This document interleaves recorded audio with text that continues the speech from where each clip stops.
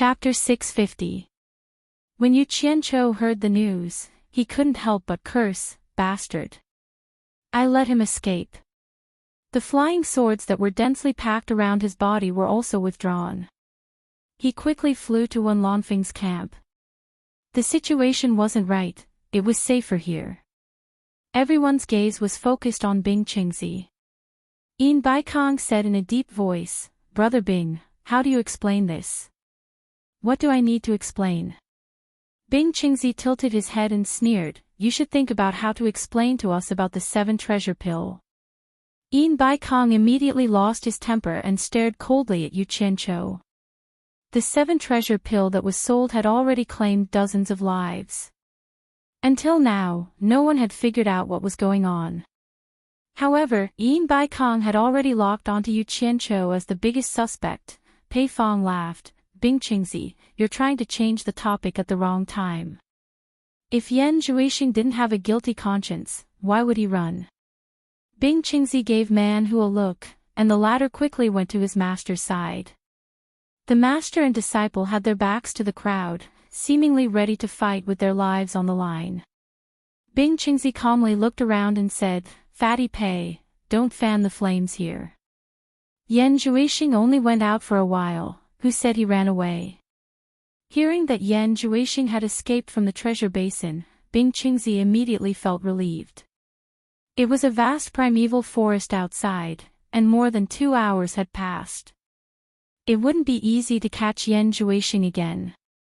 At the very least, the various forces wouldn't be able to organize a large-scale capture like last time in a short period of time. He believed that Yan Zhuixing could handle it with his emergency ability. "Since he didn't run, can Brother Bing summon Yan Zhuixing back so that we can ask him face to face?" Pei Fong asked. "What a joke, how would I know where he went?" As Bing Qingzi spoke, he saw many people rushing towards the exit of the treasure basin. It was obvious that the various lords had already secretly ordered their disciples to search for Yan Zhuixing. He then turned to Man Hu and said, "It seems that we're not welcome here, let's go." He couldn't care about anything else now. He had to find a way to help Yan Zhuixing escape first. "I won't send you off." Pei Fong waved his hand generously. He glanced at Yin Baikong. The alliance of the 3 was about to collapse. After Bing Qingzi left, everyone would definitely find Yin Baikong to settle the 7 treasure pill. After forcing Bing Qingzi away and suppressing Yin Baikong, only Hu Changshu would be left. After resolving these big obstacles, Yan Zhuixing wouldn't be able to escape. Pei Fong, Qi Zhoujuan, and Ouyang De exchanged glances, and they couldn't help but reveal a smile on their faces. The stalemate that had lasted for so many years was finally going to end. The primeval forest outside the primeval forest had existed for God knows how long. Yan Zhuixing gathered his strength and flew wildly in the sky. Once he sensed someone in front of him, he immediately hid in the forest. When there was no movement in the sky, he flew wildly again. "Yen, Yang Shant, Yen stay in the sect. Yen yunt don't, Yen int. Yen from Yen, t." He couldn't stay in the treasure basin anymore since his demonic arts were exposed. Most of the spirit-severing experts in the cultivation world were gathered in the treasure basin. He couldn't resist them with his current cultivation. He made a prompt decision and escaped from the treasure basin without hesitation. If he was a little later, he wouldn't be able to escape. Bing Qingzi alone couldn't deal with so many experts. Moreover, there was Wen Lanfeng behind Yu Qianqiu. At the thought of Wen Lanfeng, Yan Zhuixing, who was fleeing desperately, was more or less worried that Wen Lanfeng would not let Bing Qingzi and his disciple go. After all, he had attacked Yu Qianqiu, and Wen Lanfeng was obviously supporting Yu Qianqiu. If something happened to Bing Qingzi, he would lose his only backer in the cultivation world. He would have to rely on himself for everything. Yan Zhuixing touched his storage bag subconsciously and his eyes became firm. With these 7 blood orchids, he could make a comeback even without Bing Qingzi's support. That day wouldn't be too far away. Considering that something might happen to Bing Qingzi, Yan Zhuixing didn't escape to the ice palace. Even if Bing Qingzi was fine, he wasn't going to the ice palace. The lesson of being chased last time was still fresh in his mind. Presumably, various forces had already sent messages and arranged people to wait for him on the way to the ice palace. He just wanted to find a safe place to improve his demonic arts and cultivation with the help of the 7-star blood orchids. He wasn't worried that Bing Qingzi and his disciple would be angry at him for abandoning them and escaping alone. They should know that even if he was still in the treasure basin, they couldn't change the outcome. They couldn't protect him at all. Instead, if he escaped, there would be a chance for them to avoid a bloody battle. Because the curse on them would force them to risk their lives to save him. The only thing Yan Zhuixing couldn't figure out was why his magic ecstasy didn't work on Yu Qianqiu. Victory was already in his grasp, but in an instant, he had to flee in panic. The situation was completely reversed. He thought about it all the way, but he still couldn't figure out what the problem was. He took a deep breath and decided not to think about it for now. The right thing to do was to escape as far as possible. Now was the best time to escape. Even one more second would be good. Once the pursuers came, he would have to hide in the dense forest below again. Yan Zhuixing stared at the front with rapt attention as the wind blew past him. Suddenly, the pupils in his cold and firm eyes shrunk. He saw smoke rising from the distant dense forest. In such a primeval forest, there were groups of ferocious beasts. It was impossible for anyone to live here. It must be a cultivator. Yan Zhuixing suddenly disappeared in the air and turned into 3 wisps of green smoke that drilled into the dense forest below. Then, he reappeared. Then, he used the charm body movement technique. A shadow quietly stepped on the leaves and approached the place where the smoke was rising. After arriving at the destination, he gently leaned on the branch of a big tree and looked down. In the open space below, a cultivator who looked like an old urchin was rolling up his sleeves and happily roasting a golden and oily wild boar. He seemed to be enjoying it. This person was none other than third brother Axian. Ever since Lu Yanqing settled in the Wen family's shop, she let him go. Third brother Axian naturally had no objections. Without his master's restriction, he was happy and free. Then, the vast primeval forest outside the treasure bowl became his paradise. He searched for all kinds of wild animals and made up his mind to roast a wild animal that could surpass Yu Qianqiu's. Yan Zhuixing didn't know him, but he found that he couldn't see through his cultivation. The other party was obviously an expert at the tribulation passing stage. After carefully looking around and confirming that there was no one else, he waved his hand and lightly knocked on the tree trunk. Third brother Axian suddenly looked up and said, "Who is it?" However, what he saw was a pair of demonic red eyes that emitted a soul-stirring light. Third brother Axian's expression instantly became confused and the stick in his hand fell to the ground. After a while, Yan Zhuixing restrained the red light in his eyes and let out a sigh of relief. The other party's cultivation was obviously not at the soul-forming stage. Otherwise, it would be difficult for him to use the demon eye ecstasy with his cultivation. Time doesn't wait for me. I have no choice but to take a gamble. Lightly floating down from the tree, he punched the bonfire on the ground with his little magic fist. With a dull thud, a deep pit was formed.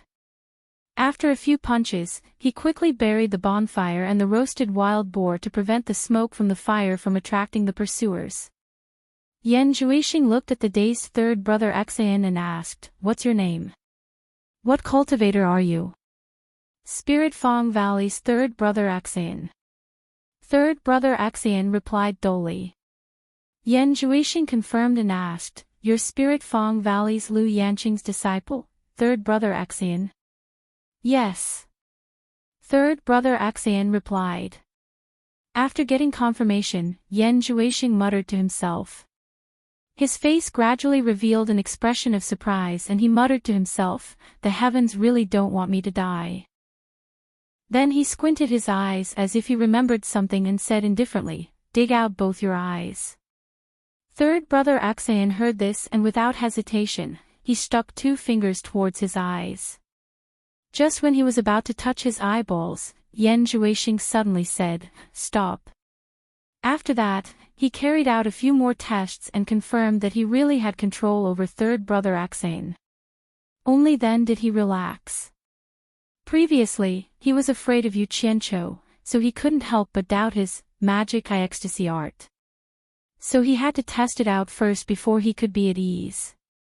After testing it out, he didn't dare to dawdle anymore. Danger could come at any time. Waking third brother Aksayan up from his daze, he conveyed his order and said, "Let's go." Third brother Aksayan quickly rose into the sky while Yan Zhuixing went into the dense forest. The 2 of them, one in the sky and one in the forest, maintained the same speed as they quickly headed towards Spirit Fang Valley. In the end, not long after, third brother Aksayan discovered the pursuers before Yan Zhuixing with his cultivation at the end of the tribulation passing stage. Yan Zhuixing quickly hid in the dense forest while third brother Aksayan stopped in the sky. He turned around and shouted to the others, "Who are you? Why are you chasing me?" The 5 cultivators at the middle stage of the tribulation passing stage obviously knew him. They all cupped their hands and one of the leaders answered, "So it's Senior Aksayan from Spirit Fang Valley." "It's a misunderstanding. We are the disciples of the World Chamber of Commerce. We were ordered to hunt down Yan Zhuixing who caused trouble in Cornucopia." "Senior, did you see any suspicious people passing by?" "Hunt down Yan Zhuixing. What trouble did he cause?" Third brother Aksayan said curiously, "I even met him and had a few words with him. I didn't see any signs of him running away." "Senior, you saw Yan Zhuixing before?" The man's eyes lit up. He cupped his hands and said, "Can you tell me which direction he went?" "I can tell you, but don't talk about hunting. Be careful, Bing Qingzi won't let you go." Third brother Aksayan pointed to the left and said, "He went in that direction. When you see him, talk nicely. Fighting will hurt the harmony." After knowing where Yan Zhuixing went, they didn't want to talk to him anymore. The leader smiled and said perfunctorily, "We will remember. We won't disturb you anymore." The 5 of them quickly turned to the left. After watching them go far away, third brother Aksayan set off again in the direction of Spirit Fang Valley. Yan Zhuixing emerged from his hiding place and followed closely in the dense forest. After the 5 of them left, they quickly sent a message to Cornucopia. The pursuers of the World Chamber of Commerce quickly gathered in the direction pointed by third brother Aksayan. Such a big movement naturally couldn't be hidden from the eyes of all the forces. It immediately attracted everyone to chase in that direction. Chapter 651. Yan Zhuixing, who was fleeing in a hurry, bumped into several groups of people along the way, but they were all sent away by third Aksayan. He should be happy to pass the test easily, but Yan Zhuixing got angrier the more he thought about it. Whenever he thought of Yu Qianqiu, he would gnash his teeth in hatred. Different from Yu Qianqiu's ostentatious style of doing things, Yan Zhuixing always wanted to develop in a low-key manner, but there was someone who didn't let him have his way. From the beginning in the 100 Flowers Valley until now, as long as he met Yu Qianqiu, that guy would force him to become famous together with him. Now, one of them was the world's #1 expert below the spirit-severing stage, who had killed countless people, and he had offended everyone. The other one was an absolutely dangerous person with a peerless skill, who was coveted by many people. The 2 juniors from the Chinese cultivation world were famous in the world together. The difference was that the former had found a strong backer, and no one dared to touch him openly for the time being. The latter was unlucky. He only had Bing Qingzi as his backer, so he was easier to bully. Naturally, people would find trouble with him first. Yan Zhuixing really couldn't figure it out. Regardless of whether they were enemies or not, both of them were outstanding figures of the new generation in the cultivation world. Didn't that guy know that the tallest tree in the forest would be blown away by the wind? Before he had the ability to protect himself, it was simply courting death to face so many experts with such great fanfare. Even if he had a backer, he couldn't rely on him for a lifetime, right? It was a complete country bumpkin, a local tycoon, and a nouveau riche. It was a miracle that he didn't die today. This was Yan Zhuixing's evaluation of Yu Qianqiu. However, what he didn't reflect on was that since the day he was born in the Chinese cultivation world, he was destined to have a height and starting point that many cultivators couldn't reach in their lifetime. His grandfather was the leader of the #1 sect in the Chinese cultivation world of diabolism. His maternal grandfather was the leader of the #1 sect in the righteous path. He also had the halo of the young palace master of the 100 Flowers Palace. When others were still struggling in the Ruoshui River for basic living conditions, he was already standing on the beautiful mountain peak. He didn't even want to look at it. Instead, he kept a low profile and looked around at the crowd that had already climbed ashore, to see who could be of use to him. This was what he meant by being low-key. With a high-profile identity and qualifications, it was easy for him to say that he was low-key. But what did Yu Qianqiu have at that time? There was nothing. Living in the cultivation world where the strong preyed on the weak, not to mention dignity, they didn't even have the right to ensure their own survival. Ever since he joined on Guangzheng, he had been in constant danger of being devoured. If you accidentally said something wrong, even if you revealed a look that made others unhappy, they could take your life. This was something that could happen in an instant. Moreover, if he died, he wouldn't even have the chance to show himself. He wouldn't even have the right to bury his head and keep a low profile. It was not easy for him to join supporting Immortal Island, but there were always people who wanted to harm him. He did the lowliest and most despised job. He was already so low-key that he couldn't be any more low-key. He almost dug a hole to bury himself alive, but he was still in a precarious situation. In the end, he was forced to abandon his dignity as a man and knelt down to beg for help for the sake of some spiritual herb seeds that could help him turn over a new leaf. It didn't matter if he lost his face, but he still owed a favor until now. A person of noble birth like Yan Zhuixing would never be able to understand the pain of a small fry like Yu Qianqiu. Yu Qianqiu sometimes looked back at the few women he met along the way. Bai Suzhen had never looked at him differently because of the change in his status. She had always helped him unreservedly. When he was tired, she was a trustworthy harbor that he could rely on.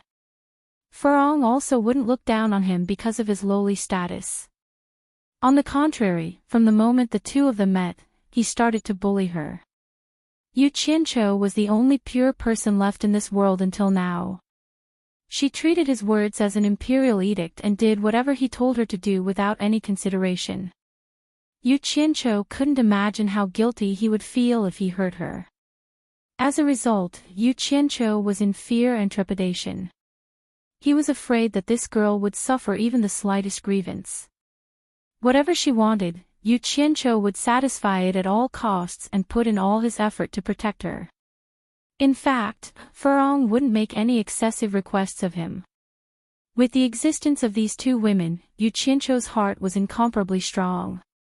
He had the confidence to face any difficulties. Even if his final outcome was to be beaten into a cripple with 4 limbs missing, he did not lose everything. He still had the most precious thing. He had no reason to believe that these two women would still wholeheartedly accompany and take care of him for the rest of his life. They could stand the test of time. Even if he had the backing of the world's #1 expert, Bai Changchun, it wasn't as reassuring as these two women's soft shoulders. As for the other women, if he didn't have the corresponding strength to conquer them, would they fall in love with a little cultivator who was at the mercy of others? Yu Qianqiu believed that they were also good women. However, he subconsciously didn't dare to think too deeply about it. He just constantly gave himself confidence that they were also very good women. They were very good to him, very good. Yu Qianqiu was a small character struggling in the endless weak waters of the cultivation world. He struggled to stay alive in the endless weak waters of the cultivation world. When he finally climbed ashore and wanted to rest, he found that there were ferocious beasts eyeing him covetously. A good person had become a rare animal. There were only two paths for him to choose. He could either live with his tail between his legs like most people, or he could risk his life to stand out and fight for his own rights. He chose the latter without any hesitation. Yan Juixing had the capital to be low-key, but Yu Qianzhou didn't.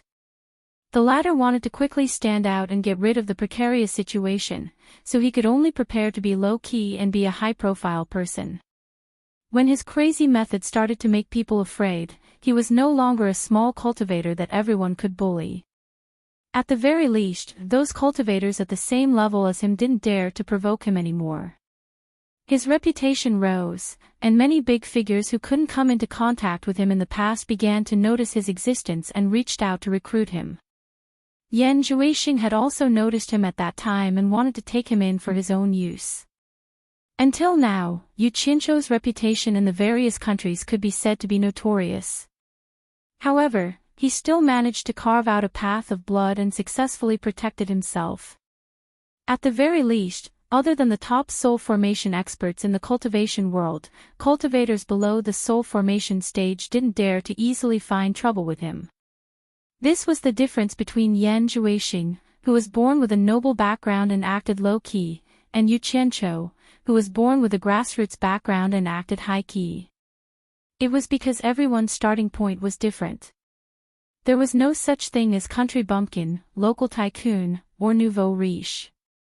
At the end of the day, everyone wanted to succeed by hook or by crook. There were also many people who died in Yan Juixing's hands. Different paths led to the same goal, and it all depended on who won in the end. Swoosh! The giant silver sword blocked in front of Bing Qingzi and his disciple who were trying to leave the cornucopia. The atmosphere suddenly became solemn. It seemed that Wen Lanfeng was starting to stand up for Yu Qianzhou. Pei Fong and the other two looked at each other and laughed in their hearts. It couldn't be better to directly get rid of Bing Qingzi through Wen Lanfeng's hands. Yu Qianzhou was also full of excitement. He didn't kill Yan Juixing, but it was also good to kill his backer. This guy's thinking was very simple. As long as it was his opponent's power, he would not let it go if he could eradicate it. The weaker the opponent, the stronger he would be. Bing Qingzi secretly cursed. It would probably be hard for him to have a good ending today. He turned to stare at Wen Lanfeng and said, "Wen Lanfeng, I have no enmity with you." "What do you mean by this?" Wen Lanfeng's body began to emit a threatening aura. His long hair gradually fluttered behind him. He stared at Bing Qingzi ruthlessly and said indifferently, "What do I mean? Do I still need to explain?" The spirit-severing stage experts in the air retreated one after another. Once these two guys started fighting, the remaining power would be very frightening and could easily harm the innocent. Bing Qingzi also knew that he was no match for Wen Lanfeng. It was meaningless for him to risk his life. He looked at Lu Yanqing, who was wearing a gauze hat, and said, "Miss Lu, my ice palace has always been very respectful to Spirit Fong Valley. Every year, we would send disciples to collect snow spirit grass and offer it. I hope Miss Lu can plead for this old man from Brother Wen on account of our many years of friendship." He was flexible and good at finding people. He found Wen Lanfeng's nemesis in an instant. As a result, Wen Lanfeng's threatening aura weakened a little before Lu Yanqing opened her mouth. Pei Fong and the others frowned at the sight. Lu Yanqing was silent for a while. She tilted her head to look at Wen Lanfeng and sighed slightly. Does everything need to be solved by fighting and killing? Although her words didn't sound like she was pleading for Bing Qingzi, it was no different from stopping Wen Lanfeng from fighting. In the end, Wen Lanfeng didn't say a word. The giant silver sword whooshed back into his storage bag. Bing Qingzi cupped his hands at Wen Lanfeng and said, "Thank you for your mercy, Brother Wen." Then he cupped his hands at Lu Yanqing and said, "I will remember Miss Lu's kindness. As long as the Ice Palace is here, if Spirit Fong Valley encounters any trouble, the Ice Palace will definitely do its best to help. Farewell. The master and disciple quickly flew away. When Lan Feng looked at Nongzhu and Yu Qianqiu apologetically, seemingly hoping that they would understand. Nongzhu was speechless, but there was nothing she could do. She couldn't stop Bing Qingzi. Everyone didn't expect that a big battle would be resolved by Lu Yanqing's words. Yu Qianqiu was both angry and amused. He didn't expect Lu Yanqing's words to have such a great influence on Wen Lanfeng. Wen Lanfeng didn't think that at this point, everyone's position was already clear. Those who were enemies couldn't be let go. Maybe people will accept Lu Yanqing's feelings, but they won't necessarily accept your Wen Lanfeng's feelings, because everyone knows that you and I, Yu Qianqiu, are on the same side, but I, Yu Qianqiu, and Yan Zhuixing are sworn enemies. For the first time, Yu Qianqiu had the idea of stripping Lu Yanqing naked and throwing her on the bed to vent his anger. This woman was too bullshit. If you don't know anything, don't get involved. In the cultivation world, if problems could be solved by talking nicely, then everyone would ask you to be the peacemaker. What's the point of fighting? What's the point of fighting? What's the point of fighting? There were some words that had to be said. Yu Qianqiu stared at Lu Yanqing and said in a low voice, Senior Lu's compassion is really admirable, but I have a word of advice for you. You let the Ice Palace people go today, but if they hurt Spirit Fong Valley in the future, I hope you won't regret it. Yu Qianqiu. Stop it. Nongzhu frowned and stopped him. When Lanfeng smiled apologetically and said, Yu Qianqiu, I'll let it go this time, next time, you're too kind, senior. Yu Qianqiu waved his hand to interrupt him and said indifferently, it's better to rely on yourself than on others. I won't bother you next time. I just hope Senior Wen and Senior Lu can fulfill their promise. Chapter 652. When Lanfeng and Lu Yanqing were speechless. Everyone could tell that when Lanfeng and Lu Yanqing were drawing a clear line. Everyone felt it was incredible. Yu Qianqiu was really bold. He dared to speak to Wen Lanfeng and Lu Yanqing in such a tone. Didn't he know that without Wen Lanfeng's protection, there were too many people here who wanted his life? However, the two people involved were well aware that Yu Qianqiu was fully qualified to speak to them like this because of his identity as Bai Changchun's disciple. On the contrary, the two dared not speak too harshly to Yu Qianqiu. Even if Lu Yanqing was the most beautiful woman in the world, she still felt a lingering fear when she thought of the terrifying figure behind Yu Qianqiu. That old man wouldn't care how beautiful you were, and he wouldn't show mercy to you just because you were a girl. No matter how beautiful you were, in his eyes, you were just a bag of stinky skin.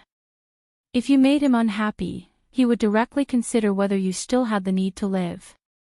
It was a completely inhuman way of thinking, and the way he dealt with things was frighteningly direct. When Lanfeng nodded silently and said, Don't worry, I will do what I promised you. Yu Qianqiu turned to Nongzhu and said, Let's go. Take them with us. The two people he was referring to were Furong and Zi. You. Nongzhu shook her head, not knowing what to say, then nodded. The two were just about to leave when they suddenly heard someone shout, Stop. The two looked back and saw Hu Changshou flash out. He cupped his hands to Wen Lanfeng and said, Brother Wen, this kid's words were too arrogant. He didn't put you in his eyes. There's something I'd like to ask Brother Wen about. Does this brat mean that he has nothing to do with Brother Wen from now on? When Lanfeng suddenly looked at Hu Changshou, his eyes filled with killing intent. Hu Changshou, what do you want to say? I won't lie in front of Brother Wen. Hu Changshou stared coldly at Yu Qianqiu and said, If he really has nothing to do with Brother Wen, I want to settle the score with him for killing my Yun Palace disciple. If I still have a close relationship with Brother Wen, then I have no choice but to give Brother Wen face and let this matter drop. At this time, Wen Lanfeng naturally wanted to support Yu Qianqiu, but who knew that before he could speak?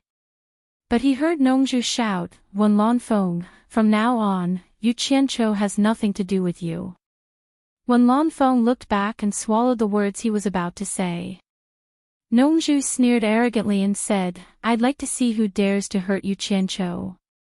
He was also furious. These people really didn't know the immensity of heaven and earth. They thought that Yu Qianqiu could be trampled upon after leaving Wen Lanfeng. At this time, if he didn't stand out, then he would have come here in vain.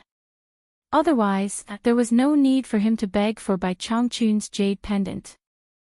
Wasn't it just a precaution? Good, very good. Hu Changshou clapped his hands and smiled. With Nongzhu's words, I can rest assured. A black shadow flashed to his side. Yin Bai Kong, dressed in a black robe, stood out and said with a dark face, "Since you have nothing to do with Brother Wen, Yu Qianqiu, it's time to settle our debt." Hu Changshou glanced at him and chuckled. "I wonder what debt this kid owes you that it's worth Brother Yin to come personally." "The 7 treasures pill." Yin Bai Kong said with a dark face, "This kid sold the 7 treasures pill to me, of course I have to look for him." Before the incident, he had sent people to look for Niu Yud, hoping to discuss the next batch of limit-breaking pills and 7 treasures pill. Unfortunately, a few days had passed and not even a shadow of Niu Yud was seen. In addition to the 7 treasures pill incident, Yin Bai Kong had a faint feeling that something was wrong. He even suspected that he had fallen into someone's trap. If this matter was not resolved, the World Commerce Association would be in big trouble. Everyone was in an uproar. Who would have thought that the 7 treasures pill was sold to Yin Bai Kong by Yu Qianqiu? Wasn't it refined by Niu Yud? In reality, the matter of the 7 treasures pill incident was only known to the higher-ups of various parties. The news had not been spread. After all, the cause of the incident was still unclear. "It's really a broken drum and a messed-up person beating." Yu Qianqiu sneered and said, "Yin Bai Kong, what does the 7 treasures pill have to do with me? I obviously didn't want to sell it to you, but you forcefully bought it from me. Moreover, this was clearly a transaction between you and Niu Yud. I didn't earn a single spirit stone, I was only an errand boy. I don't know, and I don't want to know, what's wrong with the 7 treasures pill. If there's a problem, look for Niu Yud, don't look for me." Yin Bai Kong said with a cold expression, "If I can find Niu Yud, I won't look for you. Since you're involved in this matter, don't think of getting away so easily. Think of a way to help me find Niu Yud." At this moment, Ziyi flew over together with Hibiscus. It was Nongzhu who called the two of them over. Yu Qianqiu was startled, and the haze on his face immediately turned into a smile. He held Hibiscus's hand and said, "What are you doing here? Did someone bully you again?" Hibiscus looked around with hatred in her eyes. Yu Qianqiu smiled faintly and turned back to Yin Bai Kong, "If you can't find Niu Yud, don't come to me to vent your anger." Yin Bai Kong opened his mouth when he saw Hibiscus's hateful gaze, but he couldn't say anything. Hu Changshou followed Yin Bai Kong's gaze in confusion. Although this woman's appearance was not bad, it wasn't enough to make this old pervert. His eyes inadvertently caught a glimpse of the black cloud-patterned jade pendant on Hibiscus's waist. Hu Changshou's pupils suddenly shrank, especially the word "bai" on it. His mouth slowly opened as he became dumbstruck. He finally understood Yin Bai Kong's feelings. The 2 top experts who wanted to take this opportunity to retaliate were instantly speechless. It was indeed not a good thing for a group of soul formation experts to have such sharp eyes. When everyone's eyes touched the jade pendant on Hibiscus's waist, they couldn't take their eyes off it. Their faces were filled with disbelief. It seemed like they had seen this thing before. Wen Lanfeng and Lu Yanqing looked at each other speechlessly. Wen Lanfeng, in particular, was a little depressed. Even if he personally showed up, he wouldn't be as deterrent as Bai Changchun's jade pendant. The group of cultivators watching from below couldn't figure out what was happening up there. Why did they all become mute? Although the group of soul formation experts gradually came back to their senses, their eyes were filled with doubt. First, they doubted Hibiscus's identity. Second, when they saw Yu Qianqiu holding her hand, they doubted the relationship between Yu Qianqiu and her. Nongzhu revealed a sarcastic expression. Sure enough, evil people needed to be tempered by evil people. If it wasn't for Bai Changchun's iron-blooded methods, the cultivation world would have already turned upside down. Pei Fong, with a face full of fat, swallowed his saliva with difficulty. Suddenly, with a swoosh sound, he rushed between the two sides. The blue-faced demon knife quickly appeared in his hand and said to the people behind him in a righteous manner, "Brother Nongzhu, if you want to leave, go ahead. I, Pei Fong, am here. If anyone dares to stop you, they will have to go through me first." After saying that, he hurriedly shouted to Ouyangde and Qi Zhujuan, "Two brothers, quickly come and help me." The two behind him heard this and quickly flashed over. In the blink of an eye, one of them wore the deadly claws while the other used the sovereign descending ruler to wait for the enemy. The three of them stared at Yin Bai Kong and Hu Changshou like tigers watching their prey. They seemed to want to escort Nongzhu and the others away at all costs. The group of soul formation experts rolled their eyes. They had seen shameless people, but they had never seen someone as shameless as Fatty Pei. Moreover, there were two who were willing to be shameless with him. Did these three guys have the qualities of the top 10 experts? Even if they wanted to flatter, they shouldn't do it like this. They have that jade pendant, do they still need you to protect them? Would Yin Bai Kong and Hu Changshou dare to act recklessly? The most depressed ones were Yin Bai Kong and Hu Changshou. The two of them almost fainted from anger. Did we say that we were going to fight? These three guys actually took advantage of this situation to play this trick. It was fine if they wanted to flatter, but they also had the suspicion of confusing the public. It was as if the two of them were the murderers, and the three of them were sacrificing themselves to save the others.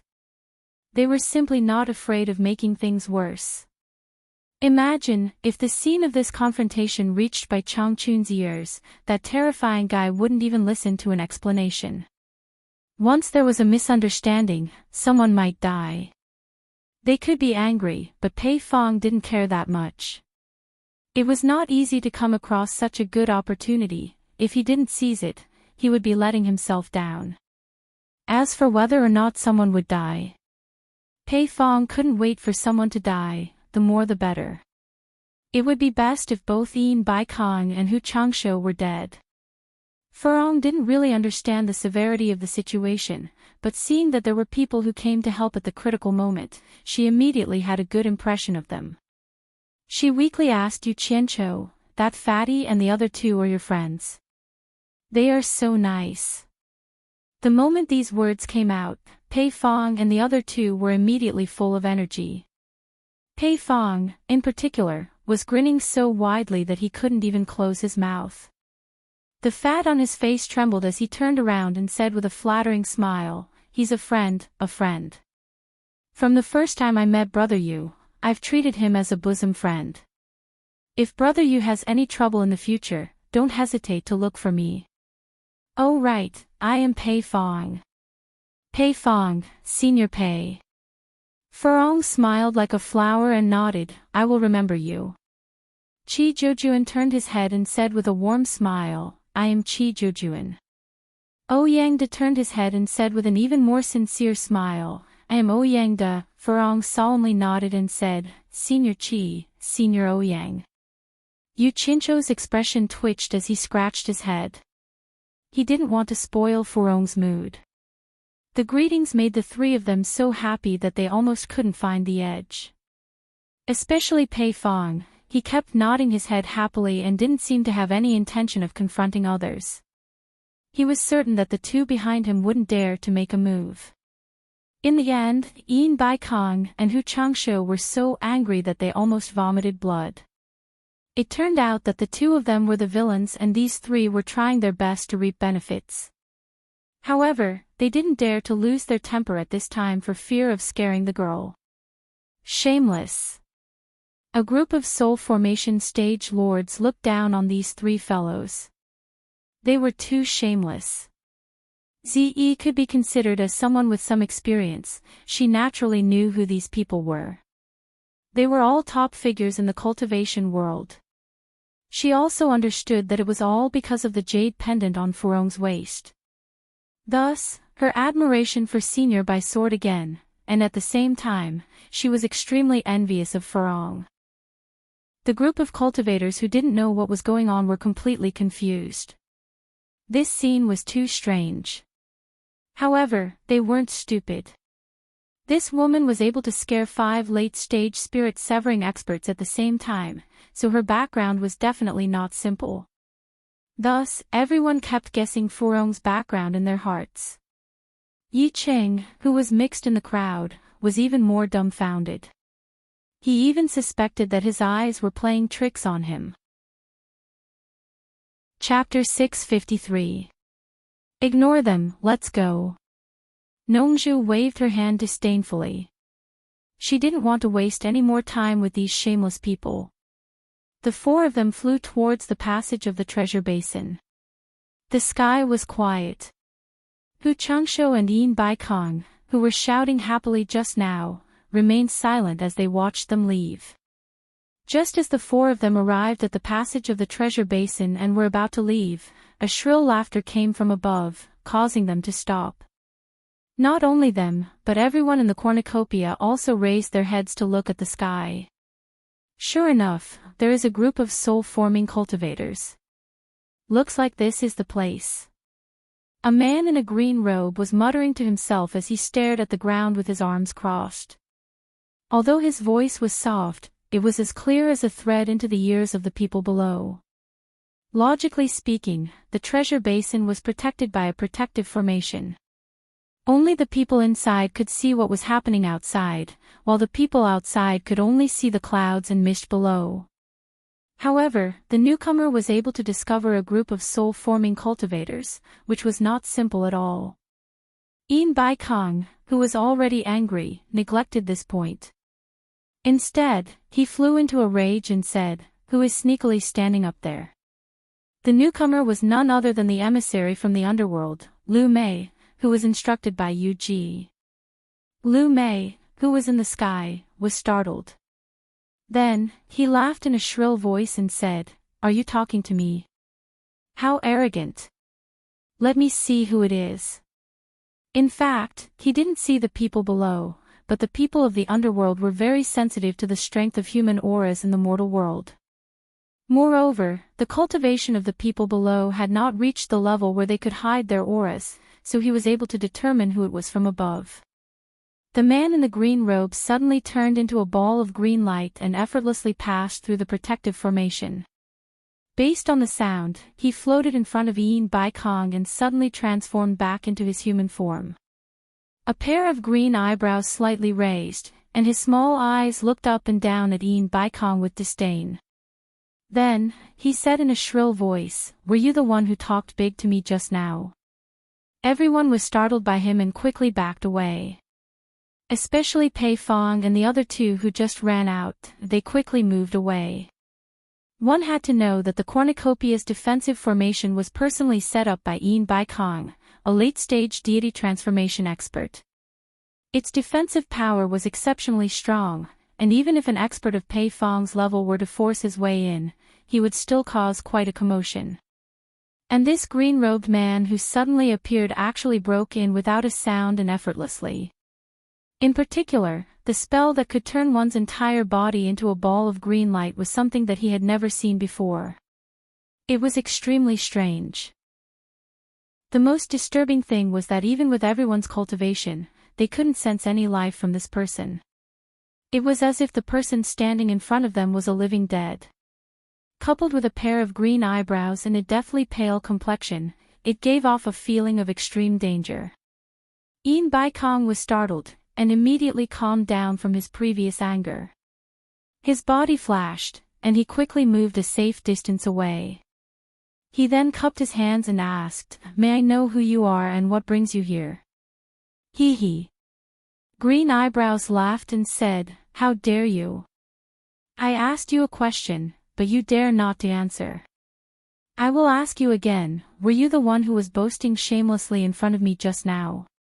Yin Baikong's heart skipped a beat, but he still squeezed out a smile and cupped his hands, saying, "It was a misunderstanding just now. I didn't know you were an esteemed guest, so please forgive me for not going out to greet you."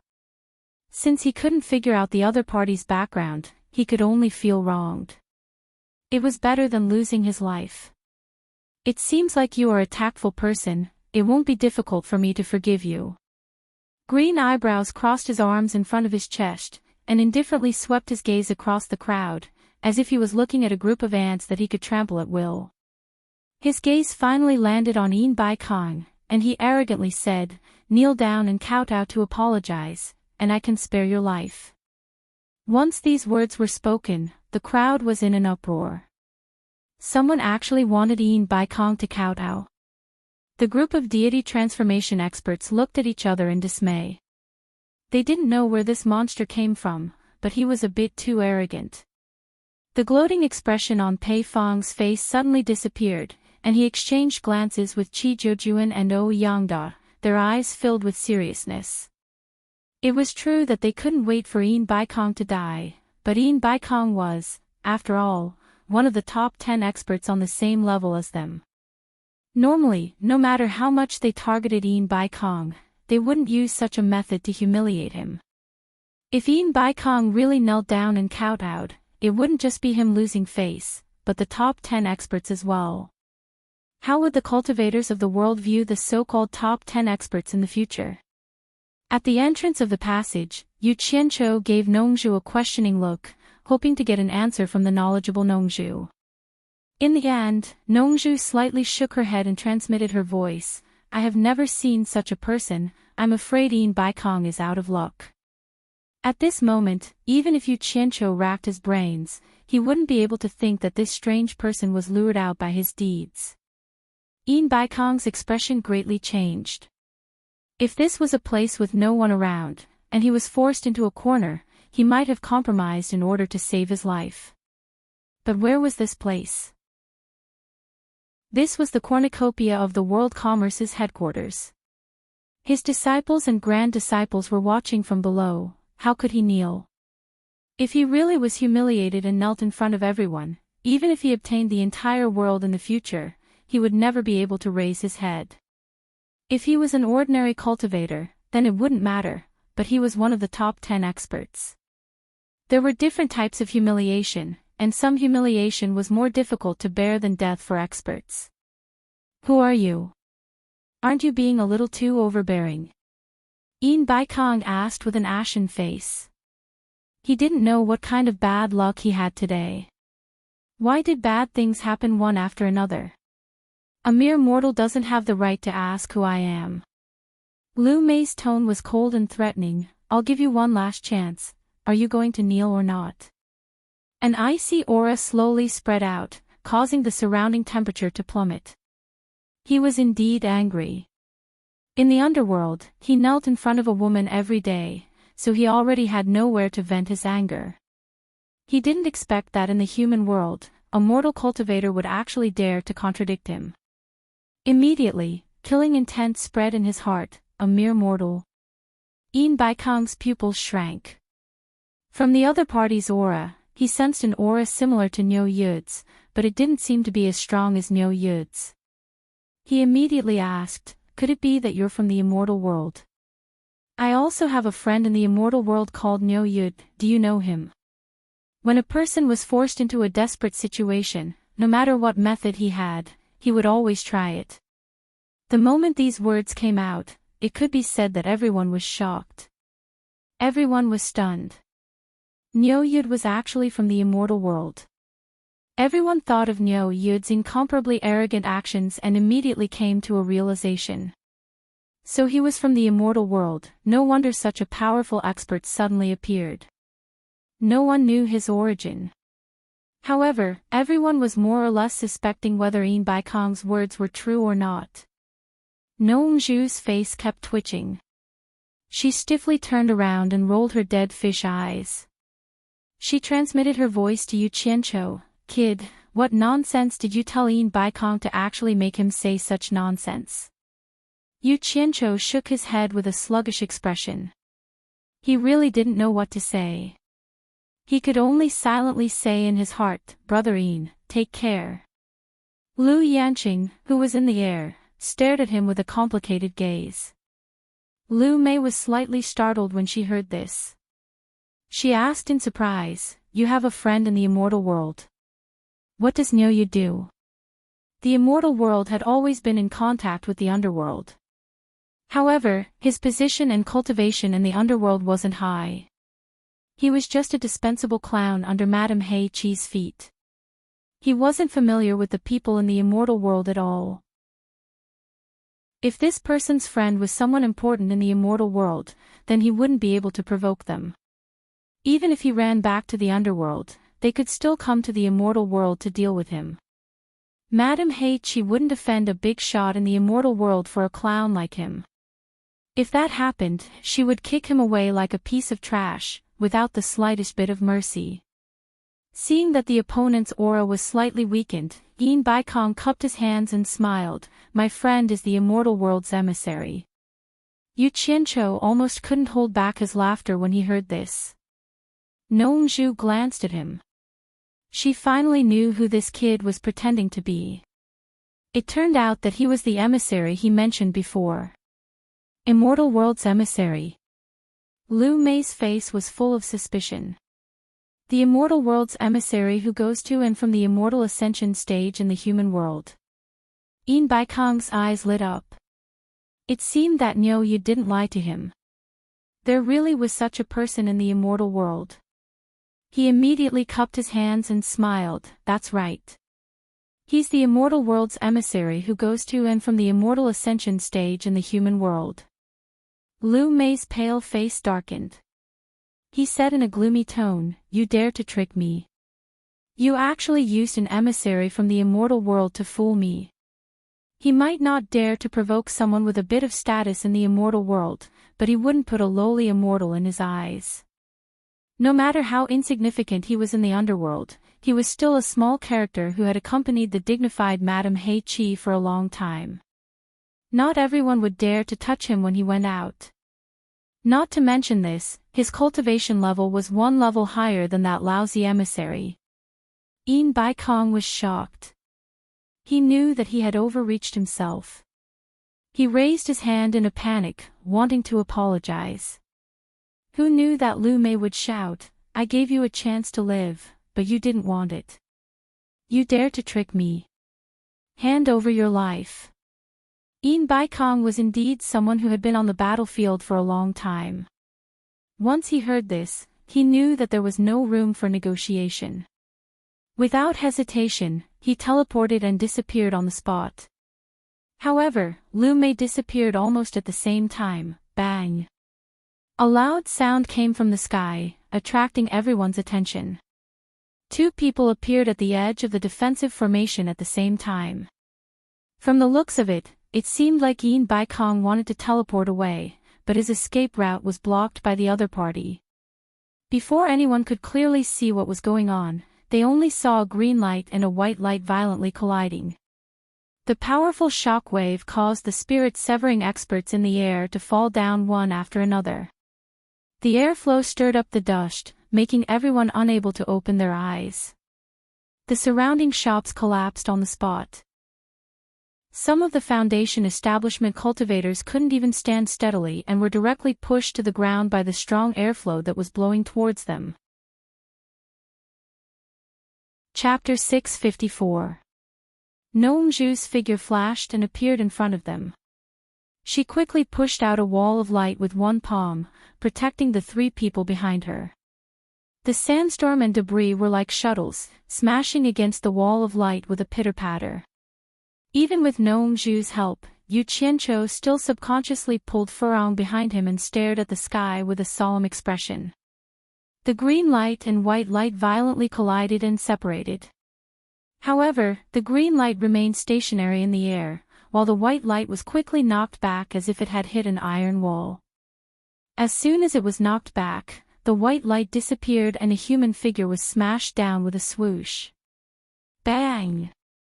The ground shook violently, and in an instant, a deep pit was smashed out of the collapsed walls. Ah! A few cultivators with low cultivation were unable to dodge in time and were smashed into the pit. After letting out a miserable scream, there was no reaction. The green light in the air revealed its true form. Lu Mei stared at the ground and laughed cruelly. "Reckless thing, you still want to escape in front of me." Cough, cough. A series of violent coughs came from the deep pit, and the coughs were heart-wrenching. Suddenly, the coughs stopped, and the white light once again shone from the deep pit. A powerful aura rapidly rotated and spread out from the deep pit like a storm. The surrounding broken bricks and stones were swept away as if they were dry weeds and rotten wood. Before the crowd could react, a black figure with a dazzling white light quickly escaped from the deep pit. It seemed as if it wanted to split the void, emitting a dazzling light that pierced through the sky. Its target was Lu Mei, who was in the air. The onlookers were overwhelmed with emotions. Yin Baikong obviously knew that he couldn't escape, so he took the initiative to launch a powerful attack. Among the cultivators watching from below, there might have been many who scoffed at Yin Baikong's action of escaping. But now, who would dare to say that Yin Baikong, one of the top 10 experts in the world, was a coward who ran away? Xiao!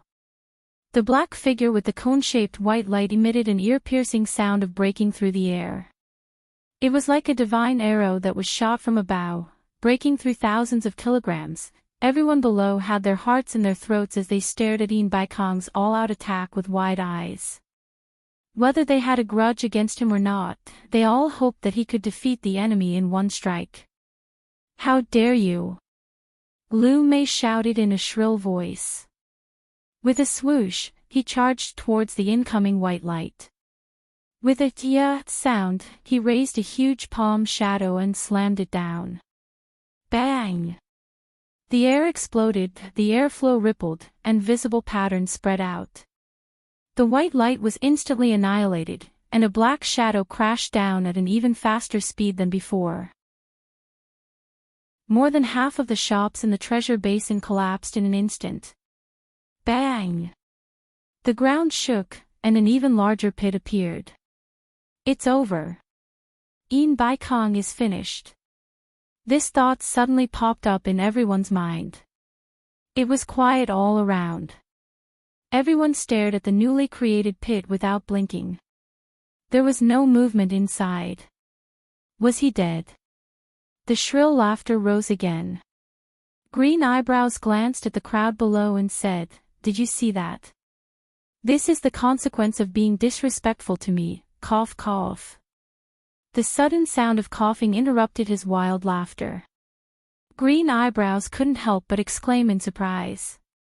Staring at the figure crawling up from the deep pit below, he clicked his tongue and said, "Old thing, you're really tough. You're actually not dead yet." Inside the deep pit, the black-robed Yin Baikong lowered his head and dragged his sword. He slowly walked out with heavy steps, and silently stood at the edge of the deep pit with his sword in hand. His black robe was already tattered and covered in dust. Blood could be seen flowing out from the wound underneath. Although he was old, his neatly combed hair was now loose and messy.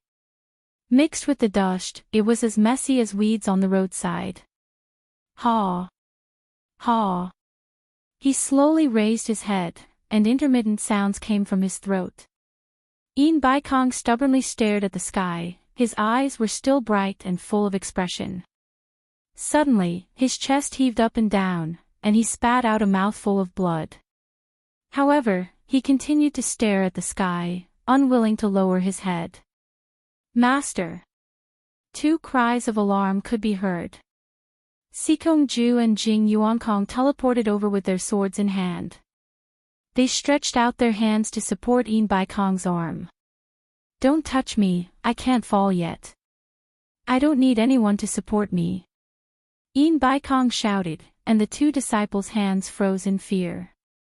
Green Eyebrows, who was crossing his arms in the air, shook his head, and said with a mocking expression, even if he's not dead, he's not far from it. Is this your disciple? Old thing, this Lord is being kind and will give you some time. If you have any last words, hurry up and say them. Ha! Sharp laughter echoed in the air. The resentment that had been suppressed for so long in the netherworld had finally found a place to vent, and he laughed very happily. It felt so good to be able to control the life and death of others at any time. Sikong Ju and Jing Yuankong stared at the sky with faces full of anger. Yin Baikong also revealed a sinister expression, but when he turned around and looked at the two accompanying disciples, he nodded his head with a gratified expression. These two disciples were not taken in for nothing. They still dared to stand out in such a dangerous moment. You two back down, this has nothing to do with you. Yin Baikong said in a deep voice. Master. Jing Yuankong's face was full of anxiety. Sikong Ju shook his head with a bitter smile. If anything happens to Master, even though the world is big, where can we brothers retreat to? What he said was the truth. The two brothers had worked for Yin Baikong and had offended countless people. If Yin Baikong died, how could others spare them? Yin Baikong's eyes turned scarlet red, and he stared at Pei Fong who was in the crowd and shouted angrily, Fatty Pei, you and I have fought for a lifetime, why don't we put an end to it today? Do you dare to come out and fight me? Ah! Pei Fong was speechless after being called out. He scratched his fat face and said with a bitter smile, Brother Yin, why do you have to do this? Look at the situation now. Say it, will you fight or not? Yin Baikong roared. I admit defeat.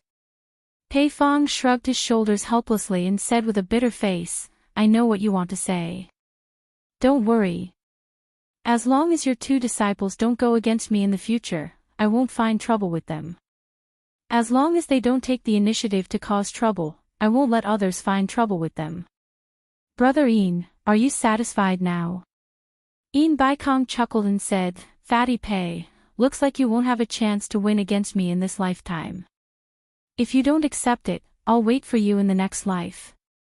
Damn it. Pei Fong couldn't help but curse. He scratched his fat face and said, Fine, if there's a chance in the next life, we'll fight again. This life is yours. Ha! Yin Baikong laughed wildly. After hearing the conversation between the two, the crowd couldn't help but sigh. Although they all knew that Yin Baikong didn't have a true friend in this lifetime, no one would have thought that the person he would entrust his funeral to was the enemy he had been fighting with for a lifetime. There was a good saying, the person who understood you the most was your enemy. After laughing wildly, Yin Baikong turned to his two disciples and said with a smile, If you still have me as your master in your heart, don't let my Yin family's bloodline end. As for the World Commerce Chamber, you won't be able to keep it. Let go when you need to. Otherwise, if Fatty Pei becomes jealous, his words will be treated as farts. Pei Fong rolled his eyes and didn't retort. At this time, he couldn't be bothered to argue with him. Are you guys done talking? Lu Mei, who was floating in the air with his arms crossed, was getting impatient. Get out of the way. Yin Baikong shouted at his two disciples. Sikong Ju and Jing Yuankong were still hesitant, but when they saw their master's angry glare, they bit their lips and bowed, then resolutely turned around and left. Human fire. A commotion suddenly broke out in the surroundings. Yin Baikong straightened his back, his whole body was burning with a scorching white flame, and his suffocating aura slowly spread in all directions. Meanwhile, Yin Baikong's entire being was filled with energy and vigor. Nongzhu shook her head slightly and sighed softly, Yin Baikong is going to risk his life. Yu Qinzhou's expression was solemn. He could also see that this white flame was the human fire that only someone with a high cultivation base could ignite. Yin Baikong was clearly burning his powerful cultivation base, preparing to raise his attack power to the limit. Even if he could survive in the end, at his age, without the support of a powerful cultivation base, how long could he live? He was clearly throwing caution to the wind and had no intention of surviving. Yu Qianzhou sighed, there are so many late divine transformation realm experts, is there no one who will help him? Nongzhu sneered, they are all old foxes, knowing that they are no match for him, who would still want to die. Moreover, he doesn't have a true friend. Sigh. Yin Baikong is also forced into a corner. You think he wants to? As he spoke, a protective aura quickly surged out from his body, expanding to envelop everyone. Ziyi and Furong looked at this scene in horror, the two of them tightly holding each other's hands. When Lu Mei saw this scene, his pupils couldn't help but shrink. He sneered, old thing, you really are tired of living, then I'll fulfill your wish. Although he said that, 2 1-meter-long green thorns suddenly appeared in his hands, flashing with a cold green light. Obviously, he didn't dare to be too careless. I refuse to accept this. Yin Baikong roared, the white flame on his body surged, and he disappeared on the spot with a whoosh. Boom! Immediately after, there was an explosion in the air, only to see the green thorn in Lu Mei's hand blocking a huge sword aura that had suddenly appeared. The sword aura was easily defeated by him. However, Yin Baikong was nowhere to be seen. Just as the sword aura was defeated, another sword aura appeared out of nowhere and slashed wildly. Lu Mei's reaction was extremely fast, the green thorn in his hand was defeated without any hesitation. However, the sword aura that followed became more and more frequent, there were huge sword shadows everywhere in the air, but Yin Baikong was nowhere to be seen. Boom, boom. Explosions sounded continuously, gradually enveloping Lu Mei, and he wantonly slashed wildly. On the other hand, Lu Mei dealt with the attacks with ease, a disdainful sneer on his face. The battle became more and more intense, or more accurately, Yin Baikong's attacks became more and more intense, causing the weather to change, bang, bang, bang. The protective formation of the treasure basin finally couldn't withstand the power of the two's battle anymore, the bottom of the formation exploded, and the entire protective formation completely collapsed. The cultivators below the soul formation stage were already unable to stand under the powerful pressure. The wind blades formed from the aftermath of the battle were as hard as steel, some of the weaker cultivators were cut into pieces on the spot, their intestines spilling out. Immediately, many people fled in fear, quickly hiding behind the god of wealth peak. Chapter 655.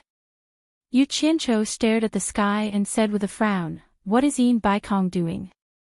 Does he want to destroy the treasure that he built with his own hands? He is using teleportation to attack. Nongzhu sighed and said, the strength gap between the two sides is too big. Only by constantly teleporting can he barely maintain his attacking posture. Otherwise, as you have seen before, he is not an opponent of the same level at all.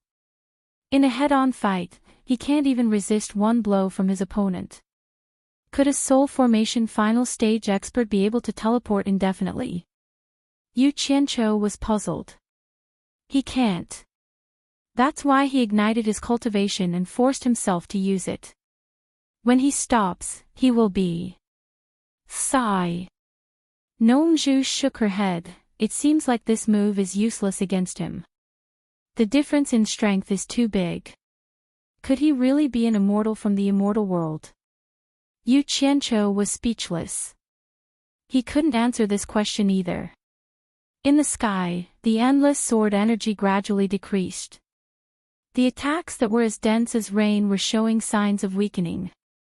The green spikes in Lu Mei's hands easily broke the incoming sword energy. Then, he cackled, I thought you were more capable than I thought. So this is all you've got? What? You can't hold on anymore. Useless. What answered him was the sudden appearance of a figure, wielding a sword with both hands and slashing at his head. Lu Mei casually waved his green thorn and easily destroyed it. He clicked his tongue and said, can't even withstand a single blow. Really can't withstand a single blow. After a few fruitless attacks, Yin Baikong stopped. He floated in the air and panted heavily. His eyes were lifeless as he stared at Lu Mei. His black robe had been dyed dark red by blood. Drops of blood dripped from the tips of his feet. His face was pale, comparable to Lu Mei's. The group of soul formation stage lords stared at the sky in silence. They all knew that Yin Baikong was finished. Don't have the strength to spin anymore. Lu Mei laughed. If that's the case, I won't play with you anymore. Boring. As soon as he finished speaking, he shot his green thorn at Yin Baikong's chest. It was fast and silent. A beautiful green light flashed. Suddenly, Yin Baikong, who seemed to have lost the ability to retaliate, suddenly disappeared. Green thorn pounced on empty air. Green eyebrows, pupils constricted. A streak of light suddenly appeared on his left. It was as dazzling as the Milky Way, and it was like a bolt of lightning from a clear sky. It was incredibly fast and almost reached his neck in the blink of an eye. This was the fastest sword strike Yin Baikong had ever unleashed in his entire life. His lifetime of cultivation and comprehension were all condensed into this single strike. It was soundless, yet it contained a powerful destructive power. He was prepared to finish the battle in one fell swoop. Even if he couldn't kill all of them, he had to teach them a lesson. The group of spirit-severing stage experts below suddenly became spirited. So it turned out that Yin Baikong was still hiding a trump card, purposely acting weak to make the opponent careless.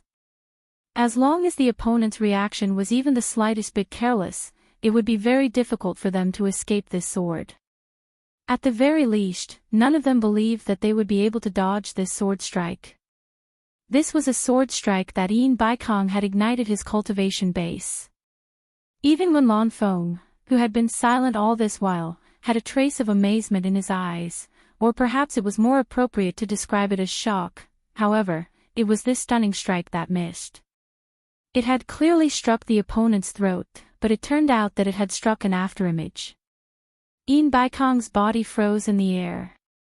The god of wealth sword that had followed him for many years shot into the distant horizon. After it left his hand, the silver streak of light brought with it the sound of thunder and wind as it disappeared into the distance. Its final destination was unknown. Who knew if it would be fated to continue its fate with its master in the future? Green Eyebrow stood behind Yin Baikong. A green thorn in her hand had pierced through Yin Baikong's back, through his chest, and pierced through his heart. A section of the green thorn protruded from his chest, and beads of blood dripped down. Yin Baikong's pupils gradually dilated and lost their luster. Master. On the god of wealth peak, Sikong Ju and Jing Yuankong cried out involuntarily. The disciples of the World Commerce Association emerged one by one and looked at the scene in the sky in a daze. Sorrowful expressions emerged on their faces as they silently muttered in their hearts. The era of the World Commerce Association is over. The group of soul formation experts looked up at the sky, and they all had expressions of sympathy on their faces. Nong Zhu and Yu Qianqiu looked at each other. No one could have imagined that the high-spirited Yin Baikong who was preparing for the cornucopia gathering would be finished just like that. Old ghost, you're still lacking if you want to scheme against me. Don't you know how to act a little better? Your biggest flaw is that you can still float in the air. Green Eyebrow's mouth was close to Yin Baikong's ear as he laughed sinisterly. Suddenly, Yin Baikong's dilated pupils shrank and a trace of a desolate smile flashed across his face. His hands suddenly hugged the person behind him tightly. The smile on Green Eyebrow's face froze as he cried out in surprise, "Old thing, you," boom. An earth-shattering explosion drowned out Green Eyebrow's cry. A bright light exploded in the sky, and the air in this area seemed to be scared away in an instant. Nongzhu let out a fierce snort as the protective aura she released was instantly blasted apart by the powerful explosive airflow. Fortunately, Ziyi's reaction speed was not slow. Almost at the same time when Nongju's protective aura was blasted apart, her protective aura came up again. Fortunately, although Nongju's protective aura was blasted apart, it was enough to offset the remaining power of the explosion. If it wasn't for Ziyi's protective aura, the four of them would have been covered in dust. Among the group of spirit-severing experts below, except for a few spirit-severing experts in the late stage, everyone else's protective aura was blasted apart. However, it was not a big deal. After all, the experts who could become lords of a territory all had similar cultivation as Nongju. However, they did not have Ziyi by their side, so they were all covered in dust. However, no one cared about this now. They all stared at the sky dumbfoundedly. Unfortunately, the dust was everywhere and no one had the ability to see through it. No one would have thought that Yin Baikong's trump card actually had a hidden move behind it. He had stored a large amount of true essence to self-destruct his dantian. A late-stage spirit-severing expert was indeed a late-stage spirit-severing expert. After consuming a large amount of true essence, he still had such a powerful self-destruct ability. Fortunately, the true essence in Yin Baikong's body had already been greatly consumed. Otherwise, the self-destruction of a late-stage spirit-severing expert would not be a joke. It was estimated that many mid-stage spirit-severing experts would more or less suffer some injuries. While everyone was feeling emotional, they were all guessing what happened to the green-robed man. Guessing was just guessing. No one went up to check. Pei Fong, who was inside the protective aura, had a twitch on his chubby face. He muttered absent-mindedly, "Didn't you promise me to settle the score in your next life? You've already self-destructed. You don't even have the chance to reincarnate. What next life are you talking about? Yin Baikong. Yin Baikong. You are indeed worthy of your title as an old fox. Even when you're F*king committing suicide, you still have a hidden move. I admire you." Everyone knew that this time, Yin Baikong was really dead. He was completely dead. It was estimated that not even a piece of him could be found. Another one of the top 10 experts in the cultivation world had fallen, the dust gradually dispersed. At this moment, the god of wealth peak behind everyone suddenly let out a loud rumble. The ground shook continuously. Everyone turned their heads to look. It turned out that due to the impact of the explosion, half of the god of wealth peak had collapsed from top to bottom. There was still half of it standing there. It was an indescribably strange sight. The hall of wealth on top was still there. There was also that ancient pine tree. This was all thanks to Sikongju and Jing Yuankong's combined efforts. It was as if they had risked their lives to keep these two items on the god of wealth peak. As if sensing the disappearance of its owner, even the god of wealth peak was crying in a collapsing manner. With Yin Baikong's death, it was unknown whether the enormous world commerce that he had single-handedly founded would continue to exist in the cultivation world. With Yin Baikong's death, it was unknown whether cornucopia would be rebuilt and restored to its former glory. Although the dilapidated god of wealth peak still stood tall, the black-robed old man who had stood under the pine tree for over 1,000 years and often stroked the rough tree trunk while gazing at the sea of clouds would no longer appear. Many people present would remember the voice and appearance of this old fox who would rather die than submit because of this self-destruction. Yu Qianqiu let out a light sigh. He didn't know what to say.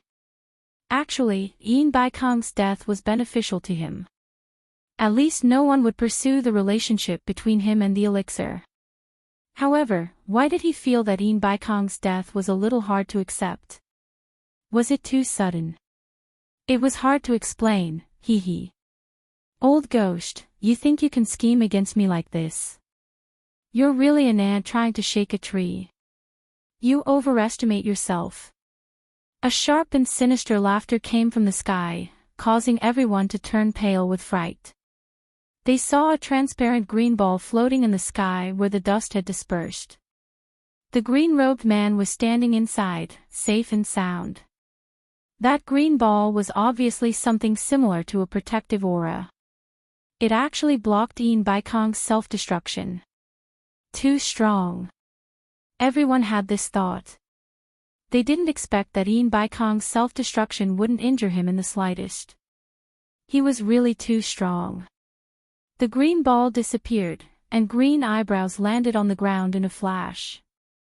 With his hands behind his back, he looked at everyone indifferently, as if he was looking at a group of ants. His gaze suddenly landed on Pei Fong, whose body was very conspicuous. He stretched out his hand and beckoned with his finger. "You, come out, I have something to ask you." A trace of panic flashed across Pei Fong's face. He wasn't necessarily stronger than Yin Baikong. Thus, he tried his best to shrink his body, trying to shrink as much as possible. Then, he pretended to look around, as if he didn't know who he was calling. However, everyone's gaze was fixed on him. "Little fatty, I'm talking about you." Green eyebrows proudly pointed at Pei Fong and said. Pei Fong knew that he couldn't hide anymore. If he knew that this matter would involve him, he wouldn't have stayed and watched the show. He squeezed out a smile on his fat face and walked out. He cupped his hands and said, "I'm Pei Fong. What orders do you have for me? Don't be afraid." Green eyebrows casually waved his hand. He seemed to enjoy the feeling of someone trembling in front of him. He was in a good mood as he said to Pei Fong, "Fatty Pei, let me ask, oh. How did you know that my nickname is Fatty Pei?" Pei Fong curiously tried to establish a relationship. Green eyebrows was stunned. His expression returned to normal as he said, "Nonsense. Your surname is Pei, and you're a fatty. If I don't call you Fatty Pei, what should I call you?" Pei Fong didn't seem to realize that he was being scolded.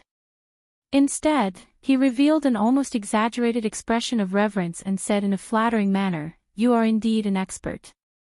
You can even think of such a question. You really have a divine plan." Chapter 656. Lu Mei looked at him in surprise and found that this guy's flattery was as good as his. But the feeling of being flattered and being flattered were two completely different things. He enjoyed it very much. But the group of lords at the spirit-severing stage had goosebumps all over their bodies. A dignified late spirit-severing expert actually behaved like this. It was like heaven and earth compared to Yin Baikong, who would rather die than submit. But they just felt uncomfortable and didn't mean to look down on him. How many of them hadn't experienced bowing and scraping before? They just didn't fawn as disgustingly as Pei Fong. "Fatty Pei, cut the crap." Although Lu Mei said so, there was a trace of appreciation in his eyes. "Let me ask you, who here is called by Changchun?" His eyes fell on Wenlan Feng, Hu Changshou, Ouyangde, and Qi Zhoujuan. These four were the ones with the highest cultivation. "Ah!"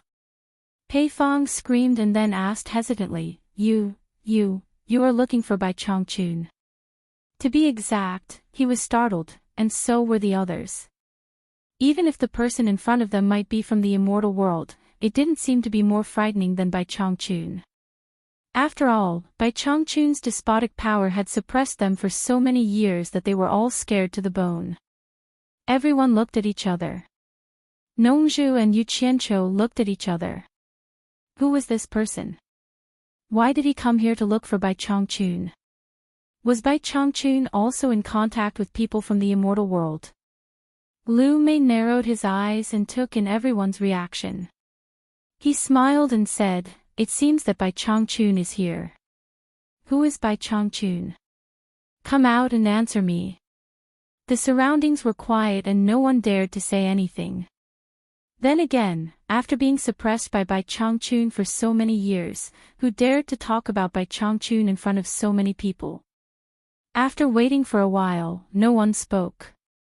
Lu Mei's green eyebrows trembled and he sneered, "Fatty Pei, point out to me who is Bai Changchun." Pei Fong was shocked. Whether it was Bai Changchun or this strange green-robed man, he couldn't afford to offend them. He didn't know if these two were friends or enemies, but from the way they spoke, it was more likely that they were enemies. It was better to figure it out before dealing with them. Thus, with a face full of smiles, he nodded and bowed as he asked, "May I know why you are looking for Bai Changchun?" If someone else had asked a question instead of replying, Green Eyebrow would have been unhappy. However, Pei Fong's respectful attitude made him feel comfortable. He snorted coldly and said, "Bai Changchun, you destroyed the gate to the underworld and angered the underworld emperor. He sent me here to punish you. Why do you think I'm looking for him?" It was so quiet that one could hear the chirping of birds in the distant forest and the gentle breeze. Everyone was stunned. Bai Changchun had actually reached the legendary underworld gate and even destroyed it. The number one expert in the world was indeed the number one expert in the world. He was too bold to actually dare to mess with the netherworld. As a result, even the legendary emperor of the underworld was alerted, and this person was actually an emissary from the underworld. No wonder it was so powerful. Nongzhu rolled her dead fish eyes and slowly tilted her head to stare at Yu Qianqiu. The latter's face twitched as he smiled embarrassedly. Now the two completely understood. It turned out that the destruction of the underworld gate had attracted this god of plague.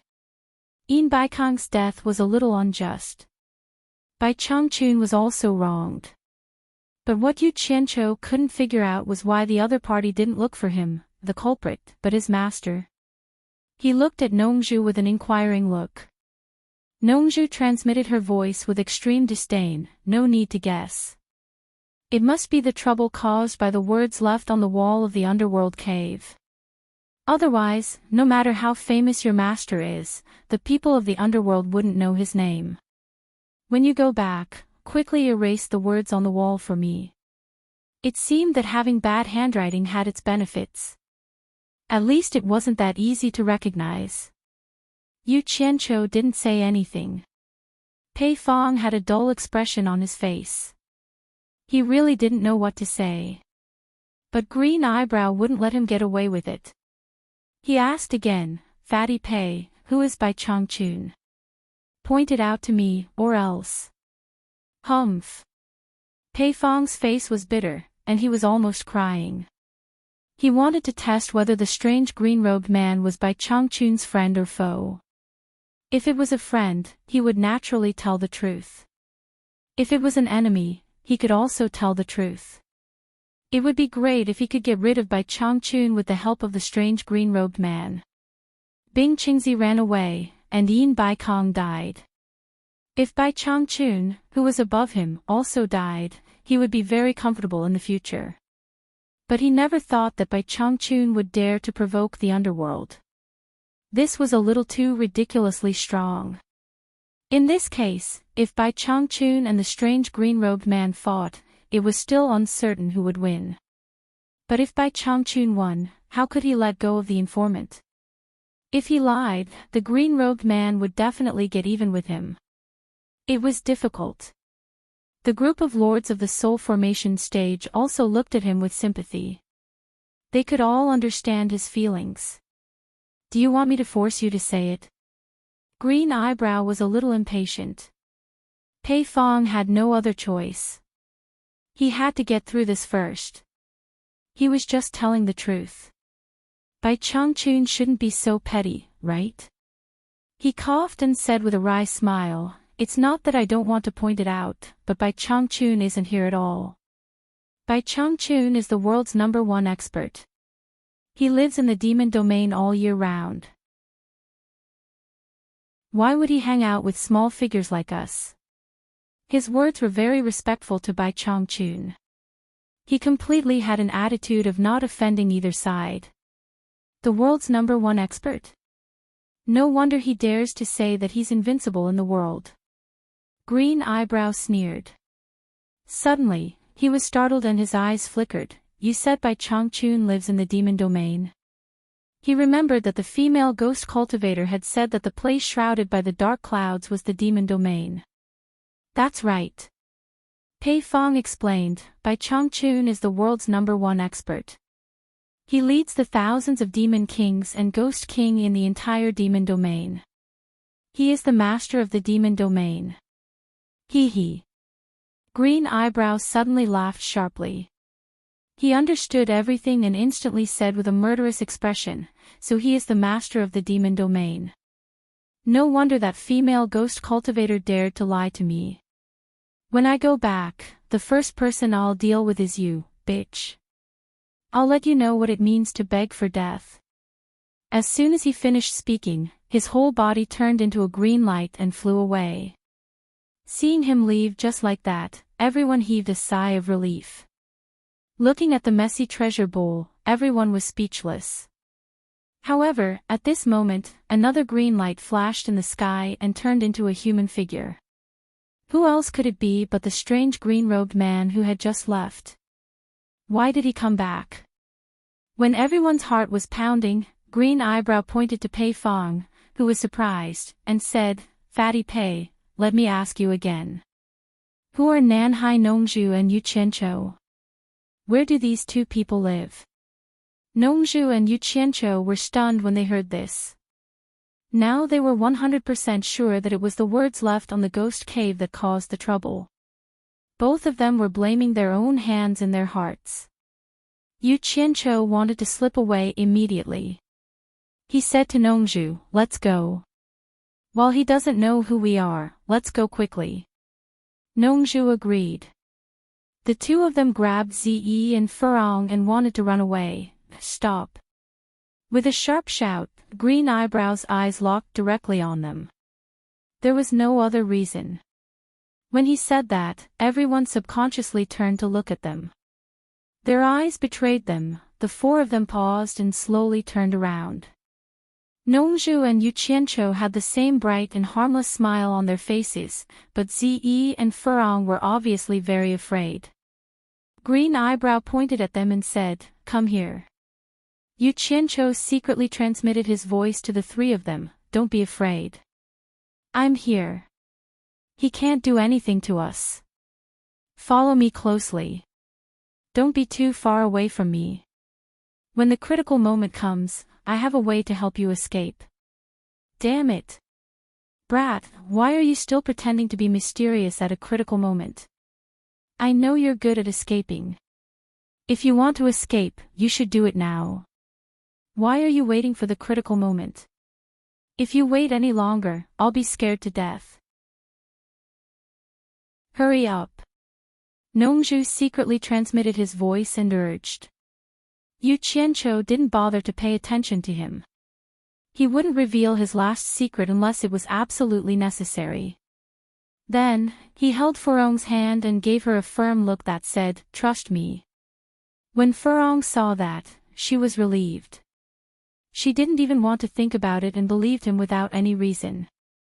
Quietly, she was led away by him by the hand. "Bastard, I'll deal with you later." Nongzhu secretly transmitted his voice and complained. But she had no choice. With her cultivation, she couldn't escape with Zi at all. She could only place her last hope on Yu Qianqiu. So, she pulled Zi and followed closely behind Yu Qianqiu. When the four of them came in front of Lu Mei, Yu Qianqiu squeezed Furong's hand and let go.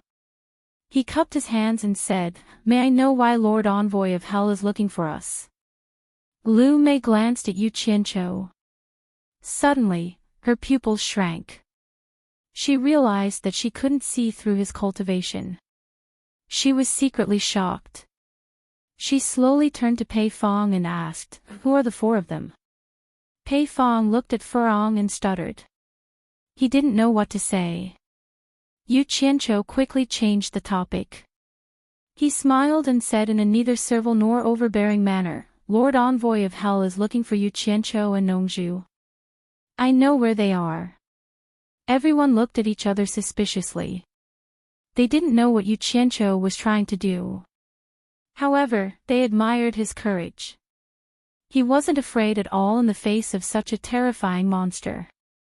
Lu Mei looked at his calm face and became more and more suspicious. Why didn't he notice the four people in the corner at the beginning? "Oh," he said, "then tell me where they are." I don't have time to talk nonsense here. He was in a hurry to leave. Although he was arrogant before, he had accumulated the mentality of a small person over the years. It couldn't be changed so easily. He instinctively thought that this person was not afraid of him at all. In addition, he couldn't see through his cultivation, so he was more or less afraid. What kind of person was Yu Qianqiu? In his previous life, he had mingled with the nobodies in the marketplace. It could be said that he was very familiar with the mentality of those nobodies. He could tell at a glance what kind of character the other party was. He was a coward. Now that he had a way to protect himself, his face turned cold. He slowly put his hands behind his back. He stared at Lu Mei and walked toward her step by step. Chapter 657. Boy, do you want to die? What do you want to do? Nongzhu transmitted her voice anxiously. Everyone else was also looking at Yu Qianqiu with the same thoughts in their minds. Yu Qianqiu ignored him. In his previous life, he had made a name for himself among all sorts of people. Even though he was a hoodlum and his nature was hard to change, the aura of a superior was not something that could be faked. Lu Mei was also a man who acted according to the situation. Naturally, he could tell at a glance that this person's aura was not ordinary. Seeing him approaching step by step, he felt an inexplicable fear in his heart. He wanted to step back subconsciously, but he forced himself to hold back. He said in a low voice, "What do you want to do?" 2 meters away from him, Yu Qianqiu stopped. If he went forward, he would force Lu Mei to do something desperate, and then he would be exposed. As long as he kept a safe distance from Lu Mei, everything would be fine. Do you really want to know where Yu Qianqiu and Nanhai Nongzhu are? Yu Qianqiu asked coldly. The black fire in his body instantly condensed to the extreme, and suddenly pressed down on Lu Mei. Others naturally could not feel the targeted pressure. Unexpectedly, Lu Mei did not react at all. Yu Qianqiu thought it was bad. Then he remembered that since Lu Mei came from the underworld, he must have crossed the fire sea of the underworld and was not afraid of the black fire at all. He was right, but Lu Mei was not afraid at all. Such a heavy death qi could only be felt by people at the level of underworld sage. As a netherworld knight, he could not condense such a heavy death qi. What scared him the most was that he saw 2 burning black flames jumping in Lu Mei's eyes. However, as Yu Qianqiu quickly restrained the black fire, the 2 burning black flames disappeared again. It was indescribably weird. Lu Mei intuitively thought that Lu Mei's cultivation was higher than his, and it was very likely that he also came from the underworld. His heart was pounding. However, he soon realized that something was wrong. The human aura around the other party was very heavy. It was obvious that he was someone from the human world. If they were from the underworld, they wouldn't be able to do anything to him. He was the messenger of the underworld emperor and Lady Hei Qi who in the underworld dared to make things difficult for him. Even if they were from the celestial world, they still had to respect the emperor of the underworld and Lady Blackpool. But that's not right. People from the celestial realm don't have human qi. That's strange. Amidst his doubts, he calmed himself down and nodded. I can tell that you aren't an ordinary person. I'm here by the order of the underworld emperor and the decree of the Lady of Blackpool. I hope you can cooperate with me and tell me the information about those 2 people. The politeness of his tone almost made the group of people's eyeballs fall out of their sockets. The title of this sovereign had also changed to this envoy. Nongzhu is even more stunned. It turns out that this strange green-robed man is easily frightened. He only bullies the weak and fears the strong. Ziyi's face was filled with admiration. However, Furong didn't think it was a big deal. He had always believed that Yu Qianqiu was the best. Seeing him like this, Yu Qianqiu finally felt more at ease. It seemed that the other party still had some scruples about the black fire. Otherwise, his attitude wouldn't have changed so quickly. What he didn't know was that the other party didn't have scruples about the black fire at all. He didn't even think about the black fire. Instead, he was worried about the vigorous dead Qi and thought that Furong was a master. In fact, if Yu Qianqiu used the blue fire, the other party would really be afraid. Although the power of the blue fire was not as powerful as the black fire or the legendary purple fire, it was still a raging fire of extreme yang. It was the natural nemesis of the underworld cultivators. Ghost cultivators or meditation cultivators with low cultivation couldn't resist the blue fire at all. They would be burned to death immediately. The power of the earth fire in his body could make the ghost king Meng Yan have a hard time resisting it. Not to mention the blue fire of the three true fire, which could be said to be the nemesis of the underworld. Some things were so strange. People thought they couldn't play any role, but in fact, they were very useful.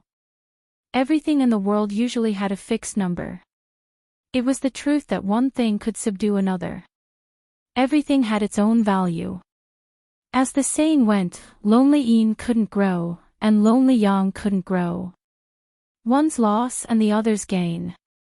The operation of the way of heaven was called balance. Whoever broke the balance would be punished by the way of heaven in order to maintain the balance. Oh. So you were sent by the Emperor of the Underworld and Madame Hei Qi. Sorry for not recognizing you. Yu Qianqiu cupped his hands, as if he had heard of the Emperor of the Underworld and Madame Hei Qi. However, he had heard of the Emperor of the Underworld. It was estimated that there were very few people in the cultivation world who hadn't heard of him. As for Madame Hei Qi, who the hell knew who she was? LV May was emboldened. So what if your cultivation is high? Do you dare to disrespect the Emperor of the Underworld and Madame Hei Qi? But he still cupped his hands and said, please tell me the whereabouts of those two people. Yu Qianqiu nodded and said, I can tell you, but I'm afraid that you can't get in even if you find the place. I advise you to give up the idea of looking for those two people. Even he said so. Could it be a very powerful place? LV May was taken aback. Then he shook his head and said, it doesn't matter. As long as I try my best, I have a clear conscience. His words sounded nice, but in fact, he had already made up his mind. If it was a powerful place, he wouldn't have to look for those two people. He just wanted to find Bai Changchun and get back the stolen things. The most important thing now was to finish this formality and leave as soon as possible. He didn't want to talk nonsense with this strange guy. Yu Qianqiu waved his hand and pointed with a smile, saying, go straight to the east, fly over the land, and then cross the vast sea. There is a vast land sealed by a great formation. Few people can enter it. It is called the East Holy Land. There are many highly skilled swordsmen there. Even my cultivation is not worth mentioning there. Yu Qianqiu and Nongzhu are there. Then he cupped his hands and said, I wish you good luck, emissary of hell. Hearing this, Nongzhu's eyes brightened. She realized that this was a good way to solve the problem once and for all. Tricking him to go to a place where he couldn't enter, he naturally wouldn't be angry. At that time, he would have to go back to the underworld obediently. The two of them didn't have a deep hatred with the underworld. Would the underworld have to find them? Impossible. That would be too degrading. Nongzhu didn't believe that the legendary emperor of the underworld was so petty. But he was worried about Bai Changchun. But there was no other way. He would save as many people as he could. He could only do this for the time being. The group of demigod lords nodded secretly and exchanged glances. This method was much better than Pei Fong's flattering method. But to them, if something happened to Bai Changchun, it might not be a bad thing. Only Zi thought of big liar again. Pei Fong's face darkened. Why didn't he think of this method in the beginning? This so-called emissary of hell obviously knew nothing about the human world. He was very easy to trick. Thinking of his fawning manner and comparing it to Yu Qianzhou's calm and confident manner, he immediately felt a little embarrassed. It would be embarrassing if this spread out. He was a master at the final stage of demigod realm. He was not even as calm as a junior. He couldn't understand why this emissary of hell seemed to be afraid of Yu Qianzhou. He looked at Yu Qianzhou and was slightly stunned. He couldn't see through his cultivation. Was this the reason? Green Eyebrows was stunned for a while. After hearing Yu Qianzhou's words, he felt that safety was the first priority. He was already prepared to not look for them. He couldn't lose his life just because he came to the human world. Anyway, Mrs. Blackpool didn't know who Nanhai Nongzhu and Yu Qianzhou were. He cupped his hands and said, "Thank you for telling me. Goodbye." Yu Qianzhou also cupped his hands and said with a smile, "I won't see you out." However, just when everyone thought that the strange green-robed man was about to leave, they suddenly saw the strange green-robed man's face sink. His eyes suddenly stared at Yu Qianzhou, and he said in a stern voice filled with killing intent, "What's your name?" Yu Qianzhou was shocked.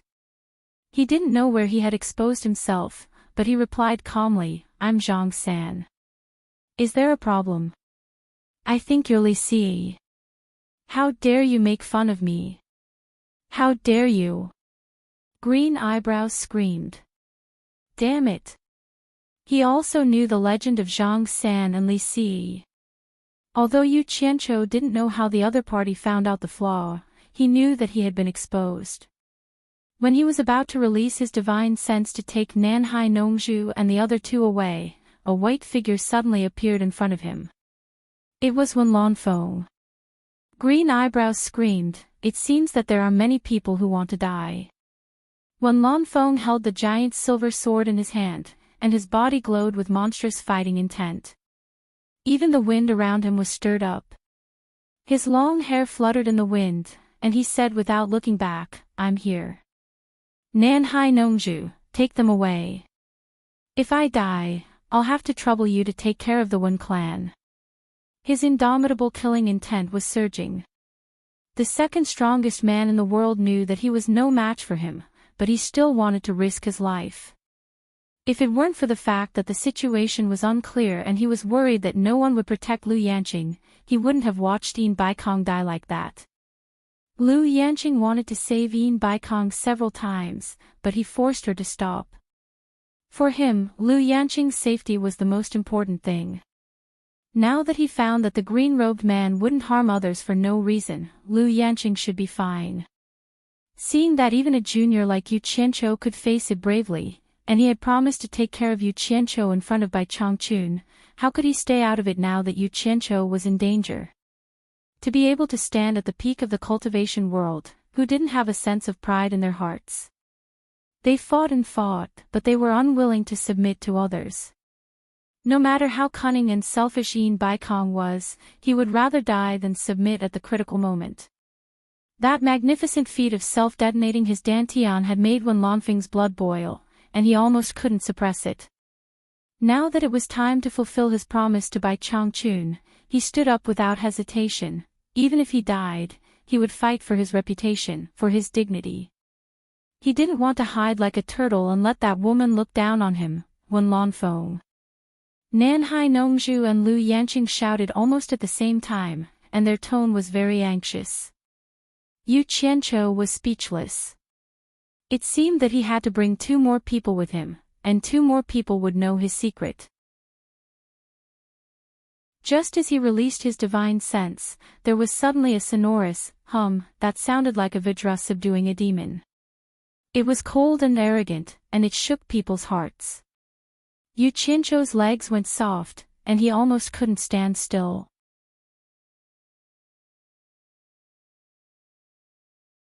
Chapter 658. Yu Qianzhou was just about to curse that scary bastard in his heart, but he suddenly felt something was wrong. The voice was so familiar. He turned around and saw a man standing on the edge of the collapsed god of wealth peak, which was as if it had been cut by a knife or an axe. The man stood upright, with his green robe fluttering gently in the wind. With his cultivation, although he couldn't see the man's face clearly, he was too familiar with his majestic and arrogant standing posture. And that signature green robe, Yu Qianqiu was stunned. The old guy came out of the mountain. In fact, he was not the only one who was scared by the cold snort. Many of the low-level cultivators hiding behind the God of Wealth peak were so scared that they even fell down on the spot, with their ears buzzing. As for the group of deity transformation stage lords, their hearts trembled when they heard that cold snort, which sounded like a Vajra subduing a demon. It was not the first time they heard it. Every time they heard it, what happened next was extremely terrifying. Everyone looked up at the top of the mountain. Yu Qianqiu couldn't see it clearly, but the cultivators of the deification stage saw it clearly. They were all horrified. It was really Bai Changchun, he actually came here. Nongzhu was shocked and murmured, "Why is he here? It's going to be interesting." Ziyi's knuckles turned pale, but she was very excited and her eyes were shining. It turned out that Elder Bai, whom she admired the most, was here. Now, someone was going to teach that green-robed monster a lesson. She was very confident in Bai Changchun. In her eyes, Elder Bai was an invincible legend. LV Mei was not a fool. From everyone's reaction, he could tell that the guy who stood on the top of the mountain and looked into the distance without even looking at them was definitely not an ordinary person. Especially the cold snort just now, his cultivation must be extraordinary. Then he called, "Fatty Pei." Pei Fong made a sound of awe and turned around to look at him. LV Mei glanced at the God of Wealth peak coldly and asked, "Who is that old guy up there? Please use your brain, who else could it be?" Pei Fong shook his head with a bitter smile and did not answer. When Lan Feng, who was confronting Lu Mei, lost his surging battle intent and killing intent, he said to Lu Mei indifferently, "He's the one you're looking for, the world's #1 expert, Bai Changchun."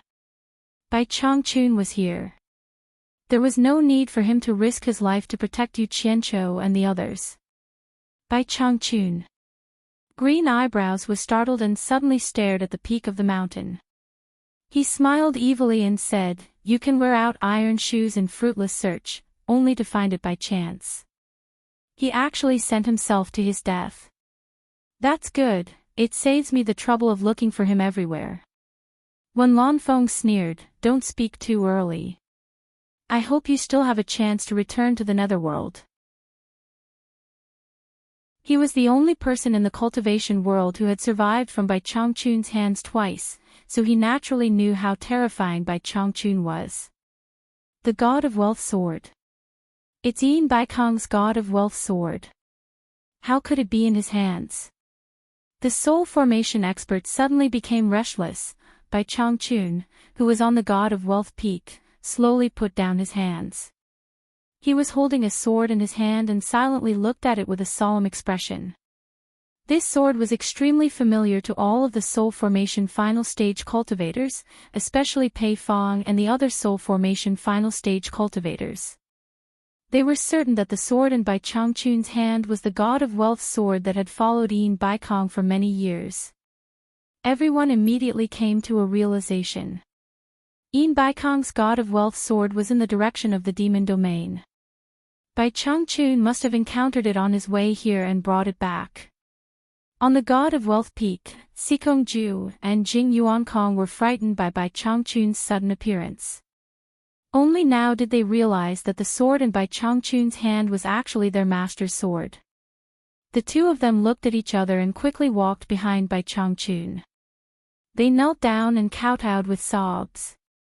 "Senior Bai, please avenge our master, Senior Bai." Beside the cliff, the mountain wind was strong. However, the green robe that was fluttering in the wind suddenly stopped. It was as if it was made of stone and iron. It was as if it was connected to its owner's emotions. Bai Changchun faced heaven and earth quietly. His unmoving thin back didn't turn around. His back was facing the two people who were kneeling down. His face was as calm as water and no expression could be seen. A sharp gleam flashed across his eyes and then they became calm again. His eyes seemed to be uninterested in anything. He only stared at the god of wealth in his hand and said indifferently, "I was right. Otherwise, you wouldn't have abandoned your sword." His voice was like that of an ordinary old man who had experienced the vicissitudes of life. It was quiet, indifferent, serene and unperturbed. Hearing this voice, no one would believe that this was the #1 expert whose name shook the cultivation world.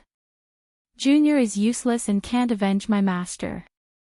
Please avenge my master, Senior Bai." Sikong Ju kowtowed once again. This time, he was kowtowing heavily on the ground, causing the ground to produce loud bangs. Jing Yuankong kowtowed non-stop along with his senior brother. Among the cultivators who were hiding behind the god of wealth peak, many of them had heard the conversation. After holding their breaths and concentrating, someone suddenly exclaimed, "Bai Changchun is here. The #1 expert in the world, Bai Changchun, is here. I heard his voice. There was an indescribable surprise in his tone. The news spread quickly behind the mountain, making the cultivators extremely excited. This caused the large group of cultivators to become extremely excited. They did not expect that the elusive #1 expert under the heavens would come and see them. Although they hadn't seen Bai Changchun before, they didn't know where they got the confidence that Bai Changchun would be able to take care of that arrogant green-robed man. It didn't matter if that green-robed man was from the celestial world or the netherworld world. They believed that Bai Changchun would win. To them, the name Bai Changchun was an undefeatable legend in the cultivation world. He was an immortal legend that only existed in legends. He was a monumental monument that no one in the cultivation world could surpass in the past or the future. Ever since they stepped into the cultivation world, they had heard of such a person. He was ethereal and mysterious, and they could never see his true appearance. But every single person they met who talked about this legendary figure had a face full of reverence and sincerity. Over time, this legendary name was engraved in every cultivator's heart, accompanying every cultivator as they grew. That was a legendary figure that every cultivator dreamed of meeting since they stepped into the cultivation world. They tossed and turned restlessly in bed, longing to meet him, but today, that legendary immortal legend didn't disappoint everyone.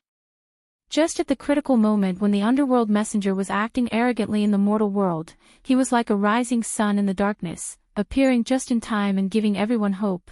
No matter what kind of enmity everyone had, when faced with bullying and oppression from the outside world, they would always feel a sense of solidarity against a common enemy. Especially those disciples of the World Chamber of Commerce, they hoped that someone could help them vent their hatred. They were perturbed and uneasy. They really wanted to meet that immortal legend. If they missed this opportunity, they would probably never be able to eat or sleep in peace for the rest of their lives. But at this time, they were more or less afraid. Could they go out? But at this time, someone took the lead and threw caution to the wind. One person flew up with a swoosh, circled around God of Wealth Peak, and quickly landed on the edge of the mountain surrounding Cornucopia with his heart thumping wildly. With someone taking the lead, countless figures flew out from behind God of Wealth Peak like locusts, landing on the edge of the mountain surrounding Cornucopia one after another. Each of them were so excited that their gazes jumped around, desperately trying to see that immortal legend on God of Wealth Peak. But with their cultivation, almost no one could see clearly. They could only faintly see a green-robed man standing upright on the mountain peak, but unfortunately, they couldn't see his appearance clearly. Is that the green-robed man? It should be. I saw him too.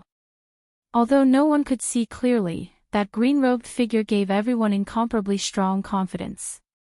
Their tone was one more excited than the other, completely forgetting the situation where they had to flee in a sorry state. The people at the foot of the mountain stared at the top, but Bai Changchun only looked at the sword in his hand. Hearing the sounds of kowtowing behind him, Bai Changchun was silent for a moment, then asked, "How did Yin Bai Kong die?" The two of them straightened their bodies, their faces filled with grief and indignation. Sikong Ju described the process of how his master died in battle in detail. When he talked about how Yin Bai Kong, a dignified soul formation final stage cultivator, self-destructed his dantian to perish together with the enemy, Bai Changchun frowned. He put down the sword in his hand, and his gaze locked onto the green-robed man at the foot of the mountain for the first time. At the foot of the mountain, Lu Mei and Bai Changchun's gazes met, then immediately laughed sharply. "What arrogance! Let me see just how high this so-called world's #1 expert can be." His figure disappeared without a sound, then suddenly appeared on the opposite side of the mountain peak, hovering in the air, face to face with Bai Changchun less than 10 meters away. The atmosphere in cornucopia instantly froze. Everyone's gaze was fixed on the top, knowing that the inevitable moment had arrived. Some people had the foresight to know that the foot of the mountain might not be safe, so they quickly flew to the edge of the mountain to observe. Soon, even Yu Qianqiu and the rest also moved away. The foot of the mountain was suddenly left in a mess, and not a single figure could be seen. Lu Mei sized up the green-robed elder, and his heart skipped a beat. He realized that he actually couldn't see through the other party's cultivation. But when he thought about how he also couldn't see through Yu Qianqiu's cultivation at the foot of the mountain, he immediately felt reassured. If it wasn't for that fatty secretly transmitting his voice to him, he would have been fooled. Just think about it, how could there be someone in the world who could surpass the cultivation of a netherworld knight?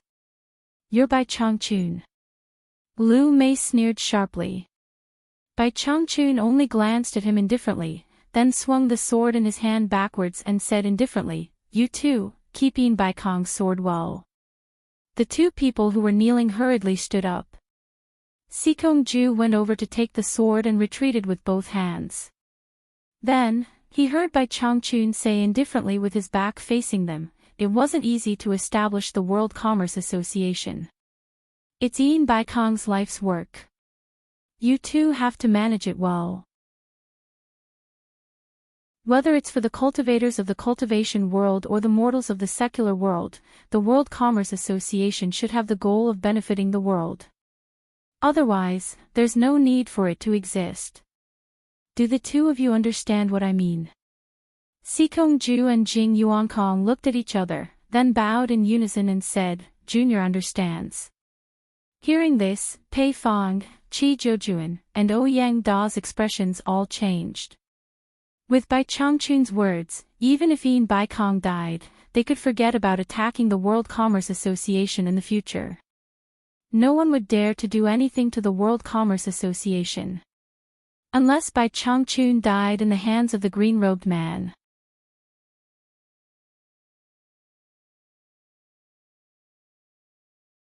Those who could see this scene clearly were not simple people. Naturally, they knew that this was not a simple coincidence. If not for the fact that his cultivation was far stronger than the other parties, reaching the level where he could lift something heavy as though it were light, there was no way he would be able to grab the other party's neck so easily. Everyone instinctively shrunk their necks. They could not imagine what it felt like to be grabbed by the neck by that hand. Even the green-robed netherworld envoy, who had such a powerful cultivation, could not move at all. What would happen if it were to grab their necks? For those who were restless and had thoughts of plotting something behind Bai Changchun's back, Bai Changchun's heart was filled with hatred. This grab was even more uncomfortable than grabbing his own neck. Immediately, all his thoughts vanished into thin air. Strong. Too strong. Bai Changchun was indeed Bai Changchun. No wonder he was the #1 expert in the world. He was ridiculously strong.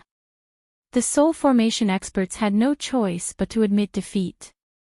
When Lan Feng, who had been staring at the god of wealth peak, could not help but shake his head and smile bitterly. Only now did he realize how big the gap between him and Bai Changchun was.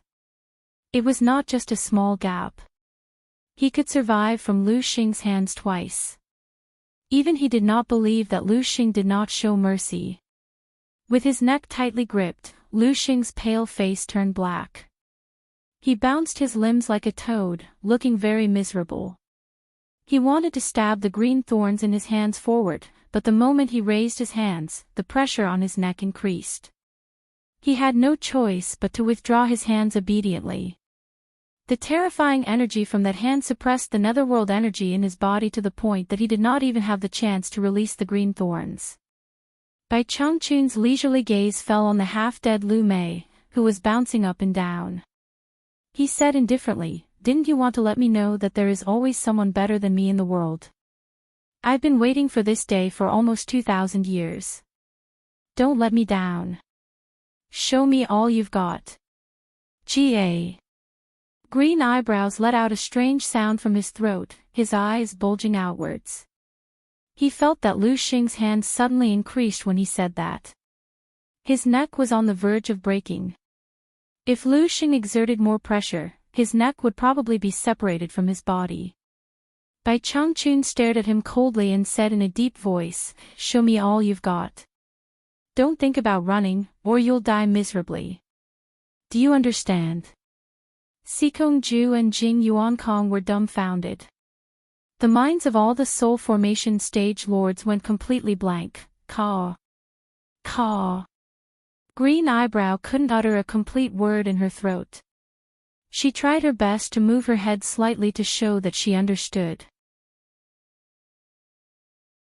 After Bai Changchun understood what he meant, he raised his hand and threw Lu Mei down the mountain with a whoosh. Before anyone could react, they heard a loud boom and felt the ground beneath their feet tremble. Dust was rising at the foot of the mountain, and a huge hole was faintly discernible in the dust. When the smoke and dust dissipated, everyone saw a man covered in dust. He was hugging his neck as he tried to adjust himself. His green robe had already turned gray, and his hair was a mess. Black blood seeped out of his 7 orifices. He no longer looked like the arrogant netherworld envoy he had been before. The soul formation cultivators looked at each other and were speechless. As for those cultivators with average cultivation, even if they could not see clearly, they could tell from the situation that one was still standing on the mountain peak while the other had dug into the ground to eat dirt. They naturally knew that Bai Changchun had won the first exchange of blows. Bai Changchun, the undefeatable legend, did not let them down. They were extremely excited. After the green eyebrows in the pit slightly adjusted, it turned into a green light and flashed to the sky again. Looking down at Bai Changchun, it laughed fiercely. "Just now, I was just careless and gave myself to you. Now, I will let you know the price of being rude to me." The sharp voice reverberated in the air. It was very ear-piercing. He didn't even know what was going on just now. It was as if he had delivered himself into the hands of the other party, and he almost died of depression. However, he did not dare to be careless now. He had personally experienced that the other party's cultivation was indeed extraordinary. However, he was sure that it was a momentary mistake. Letting him go was the biggest mistake of his life. Bai Changchun looked up at the sky and said calmly, "I'll wait. I'll let you make the first move." Lu Xing stopped smiling. He bit the tip of his tongue and spat out a mouthful of black blood on the 2 green thorns. Then, he held the 2 green thorns in his hands and spread them out devoutly. He muttered something as if he was offering a sacrifice. Suddenly, the 2 green thorns came together in his palms. He rubbed his palms together and the 2 green thorns gave off a dazzling green light. The light was so bright that no one dared to look at it directly. Suddenly, the green light disappeared and a hazy black cloud appeared in the sky. Lu Xing stood on the cloud and sneered at the peak of the mountain. Green light was faintly discernible in the rolling black cloud. Fierce roars came from inside, as if there were some ferocious monsters inside. The people below were shocked. They had never seen such a scene in the cultivation world. Many people even complained that Bai Changchun should not have shown mercy. They were in big trouble now. Bai Changchun stared at the rolling black cloud in the sky and asked calmly, "This should be a spell from the netherworld, right?" "Yes." Lu Xing laughed strangely. Two gigantic snake heads that were as big as round tables poked out from the dark clouds behind him. Their red eyes were even bigger than two fists put together, revealing an extremely ferocious brilliance as they patrolled the surroundings. They opened their bloody mouths and flicked their forked tongues with a hissing sound. Their bodies, which were as thick as water buckets, continuously came out of the black clouds and coiled behind Lu Mei like two flying dragons. Just the pressure emitted by the two giant snakes was enough to make those with weaker cultivations tremble in fear. These are the two green hell snakes that Lady He Qi subdued. I didn't expect to use them in the human world today. Bai Changchun, you're really lucky. Green eyebrows kept laughing in a strange manner. Bai Changchun nodded slightly and said, "I've heard that there are magical spells in the netherworld and the immortal world. I've seen the spell from the immortal world more than 200 years ago. It seems to be much stronger than yours. Is this your most powerful ability? If you have more, why don't you show it to me?" He was not afraid of trouble at all. He had seen the spells from the immortal world. The lords in the soul formation stage looked at each other, not knowing whether Bai Changchun was telling the truth or not. Even Nongzhu was confused. He had never heard Bai Changchun mention it, but he believed that Bai Changchun was not a liar. If he said he had seen it, then he must have. On the other hand, Yu Qianqiu believed this because he had heard Bai Changchun mention that 200 years ago, he had met an immortal who had appeared out of nowhere. The two of them had even fought, and after fighting for half a day, that immortal had been killed by Bai Changchun. He guessed that Bai Changchun was talking about that time. You really don't know how high the sky is and how deep the earth is. This treasure was given to me by Lady He Qi. It is more than enough to deal with you. After Lu Mei finished speaking, she felt proud of herself. She threatened, "Bai Changchun, if you know what's good for you, hand over the knocker and the two beast teeth you stole from the underworld gate. Kowtow and apologize. If I'm satisfied with your attitude, maybe I'll let you go. Otherwise, I'll make you wish you were dead." Then he raised his head and laughed crazily. His sharp laughter echoed between heaven and earth, mixed with the pleasure of revenge. Bai Changchun did not get angry. Instead, he asked calmly, "In that case, this is already your most powerful ability."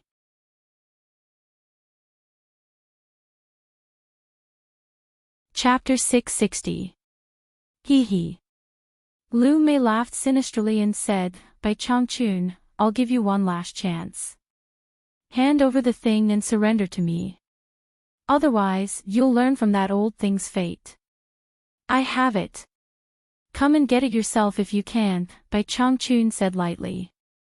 "You really don't know what's good for you." Lu Mei let out a shrill laugh and sank into the dark clouds.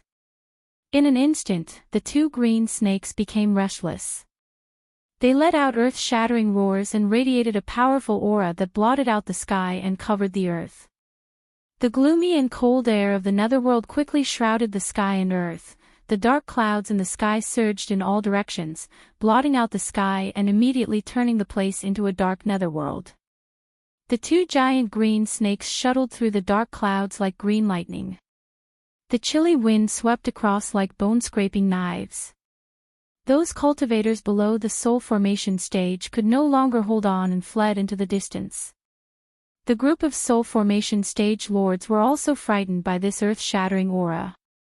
They had never seen such a grand scene before. They originally wanted to leave, but this kind of rare battle scene was irresistible to them. At their level of cultivation, it was difficult to see a battle beyond their imagination. Every time they saw one, they would gain some knowledge and it could be said to be of great benefit to their own cultivation. They were afraid of being affected, but they didn't want to give up such a good opportunity. Therefore, they released their protective aura in advance and watched attentively, not wanting to miss a single detail. Nongzhu's face was solemn. It was also the first time he saw Bai Changchun fight with such an expert. He tilted his head and nodded at Wen Lanfeng. Wen Lanfeng quickly brought Yu Qianqiu and the other two into his protective aura energy.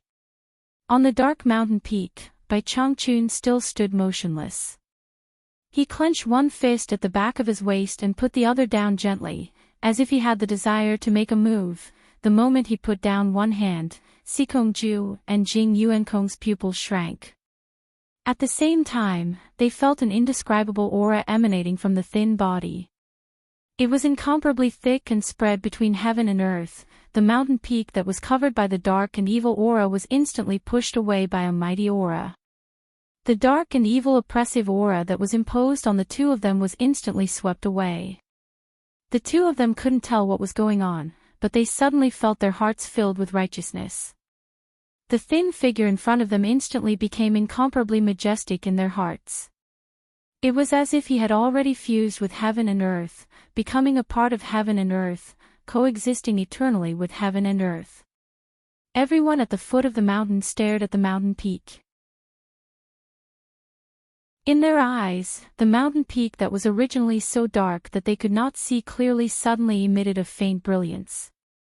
Upon closer inspection, there was no light at all. However, the strange thing was that everything could be seen clearly on the God of Wealth Peak, which was further away. Everyone looked at each other, not knowing what was going on. Bai Changchun, I didn't expect you to have some skills. Green eyebrows' sinister laughter came from the depths of the dark clouds. Bai Changchun, on the other hand, had Chu Tian's eyes. He saw that in the sky above the forest, there were birds that could not escape in time. When they flew up and touched the dark clouds in the sky, they immediately fell down. The forest below was also withering and dying at a visible speed. His eyes flickered, and his lips moved slightly. A sonorous voice like that of a Vajra subduing a demon echoed between heaven and earth. I originally wanted to spare your life for the time being and slowly interrogate you. But now it seems that I can't let a scourge like you live in this world. Arrogant. An angry shout came from the depths of the dark clouds. Two giant green snakes that were shining brightly stirred up huge waves in the ink-like dark clouds. Ha! They roared at the sky and intertwined with each other, forming a two-headed snake. They opened their bloody mouths at the same time, and with a rumbling sound, they pounced towards the mountain peak like green lightning. Bai Changchun's green robes suddenly fluttered. He stopped looking into the distance, looked up, and waved one hand, pointing at the sky. He put two fingers together, and a dazzling white light that was 6 meters long and 2 meters wide appeared. The moment the dazzling white light left his hand, there was a bang like a thunderbolt on a clear day. The blast formed a powerful shock wave that spread out. Even the soul formation stage cultivators 1,000 meters away had to circulate their chi to resist it. Those with weaker cultivation were immediately pushed by the powerful shock wave along with their protective aura, and slid on the ground for more than 10 meters before they stopped. The group of people was terrified. They didn't expect that they could still be affected even though they were hiding 1,000 meters away. At this time, everyone had no time to think about anything else. While trembling in fear, they stared at the sky without blinking, for fear of missing a wonderful moment. They saw that the sharp light that seemed to be able to split the sky and earth illuminated the surroundings as if it was daytime. It whistled towards the two giant green snakes that were pouncing towards it. The two arrogant green snakes seemed to feel afraid in the face of such a fierce and earth-shaking attack. They panicked and wanted to dodge. However, they forgot that in order to increase the power of the attack, the two snakes had tangled into one, so it was a bit troublesome to dodge. They couldn't understand each other, so they opened their heads to one side. They wanted to dodge, but their bodies were connected to each other. They screamed in horror and wanted to scatter, but their long bodies were tangled together, making it difficult to separate. In the end, it was a bit too late. Bai Changchun didn't make a move, but once he made a move, it was a fatal blow. The shocking light shot towards the center of the entangled two giant snakes. It was stable, accurate, ruthless, and fast. It was precisely the center where the two giant snakes were entangled. The sharp light that was as bright as a comet broke through the two giant snakes effortlessly with a swoosh. It didn't stop there. It glided across the sky brilliantly, piercing through the dark clouds and causing them to undulate uneasily. Ah! Ah! Two shrill screams echoed in the sky. Because the two giant snakes were entangled together, they were split in the middle. Instantly, they were cut into more than 10 pieces. Black blood with a fishy smell fell down like rain. What else do you have? Show me. Bai Changchun stood at the peak of the mountain and shouted. His voice resounded between heaven and earth. In the dark clouds, Lu Mei was already dumbfounded. The green thorn of the nether snake that Madame Blackpool had given him was his trump card. He had dealt with many people in the netherworld with it, but he didn't expect it to be so vulnerable in the hands of his opponent. That frightening light had already scared him out of his wits. Just this move alone wasn't something he could defend against. It was too powerful. He didn't have any more powerful skills to use. Escaping was the most important thing now. When Lu Mei came back to his senses, his first thought was to escape. You've brought disaster to the human world, and you still want to run away. Bai Changchun, who was at the peak of the mountain, quickly sensed his opponent's movement. He shouted angrily and teleported to the sky. His thin body waved his arms in the air and shouted angrily, "Lost immortal finger." In an instant, the airflow between heaven and earth rapidly surged toward the thin figure in the sky. The majestic airflow instantly condensed in the fingers that were waving and circulating. Suddenly, countless dazzling lights shot into the sky. Although it was many times smaller than the shocking light from before, it was uncountable at this moment. Swoosh swoosh, the sound of the air exploding was endless. Countless dazzling white lights shot into the sky like a meteor shower, directly turning the dark clouds in the sky into sieves. The dark clouds were densely covered with white holes. Awe! A shrill scream came from the dark clouds. A mass of green light fell out of the dark clouds and turned into Lu Mei in the blink of an eye. He fell to the ground with a bang, clutching his chest and rolling on the ground, wailing incessantly. Black blood oozed from all over his body. He didn't look like a human anymore. No one knew how many holes there were in his body. Nongzhu looked at Lu Mei, who was rolling on the ground, and said blankly, "Damn it. It's lost immortal finger again." When Lanfeng recovered from the shock and turned his head to ask, "Have you seen Bai Changchun before?" Nongzhu looked back at him with a malicious smile and said, "You're lucky. You didn't see how miserable Li Duxing was 500 years ago. Except for losing an arm. Hey. How do you think he got those 80 holes in his body?" Li Duxing was also unlucky. He happened to meet Lao Bai, who had comprehended lost immortal finger. So he used him to try it. Don't you think you're lucky? When Lanfeng looked at his intact body and then at the wailing emissary of hell on the ground, he shuddered subconsciously. Everyone looked at Bai Changchun, who looked like a god of death in his cyan robe fluttering in the air. They opened their mouths wide and were dumbfounded. Bai Changchun was indeed Bai Changchun. He still acted in the same way. Once he made a move, someone would be doomed. Bai Changchun, who was floating in the air, glanced at Lu Mei, who was rolling on the ground, and snorted. Then he looked up at the dense dark clouds above his head. Nobody knew what he was thinking about. Suddenly, he put his hands behind his back and stood straight in the air. He shouted solemnly, "There is righteousness in the world. Awe-inspiring righteousness. Subdue demons." His words were sonorous and reverberating between heaven and earth. In an instant, the air and the space where everyone was suddenly solidified.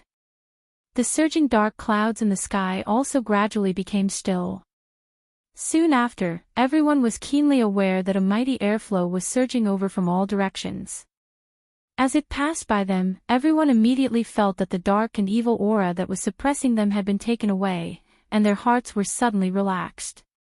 The mighty airflow surged endlessly and formed a tornado with Bai Changchun as the center. It rose into the sky and kept spinning in the air. The surrounding dark clouds gradually gathered towards the tornado. The sky that was covered by the dark clouds gradually shrunk, and the surroundings began to see light again. Then, the tornado dragged an ink-like black curtain straight into the sky. The light shone brightly, and the black dot in the sky gradually disappeared. Everyone's gaze shifted from the disappearing black dot to Bai Changchun with great difficulty. They were all dumbfounded. Nongzhu's handsome face became that of an idiot. They wondered how many things about Lao Bai that he did not know. Furong looked around, her face full of disbelief. Ziyi looked at Bai Changchun and kept giggling. Yu Qinzhou's reaction was the most exaggerated. The saliva he had been holding back finally flowed out of his mouth. He continuously smacked his lips and swallowed. He looked at Bai Changchun with a pitiful expression. No one knew what he was thinking. You're tuning into the Journey of the Soul YouTube channel. Don't forget to subscribe and join us on this journey to catch the most captivating stories.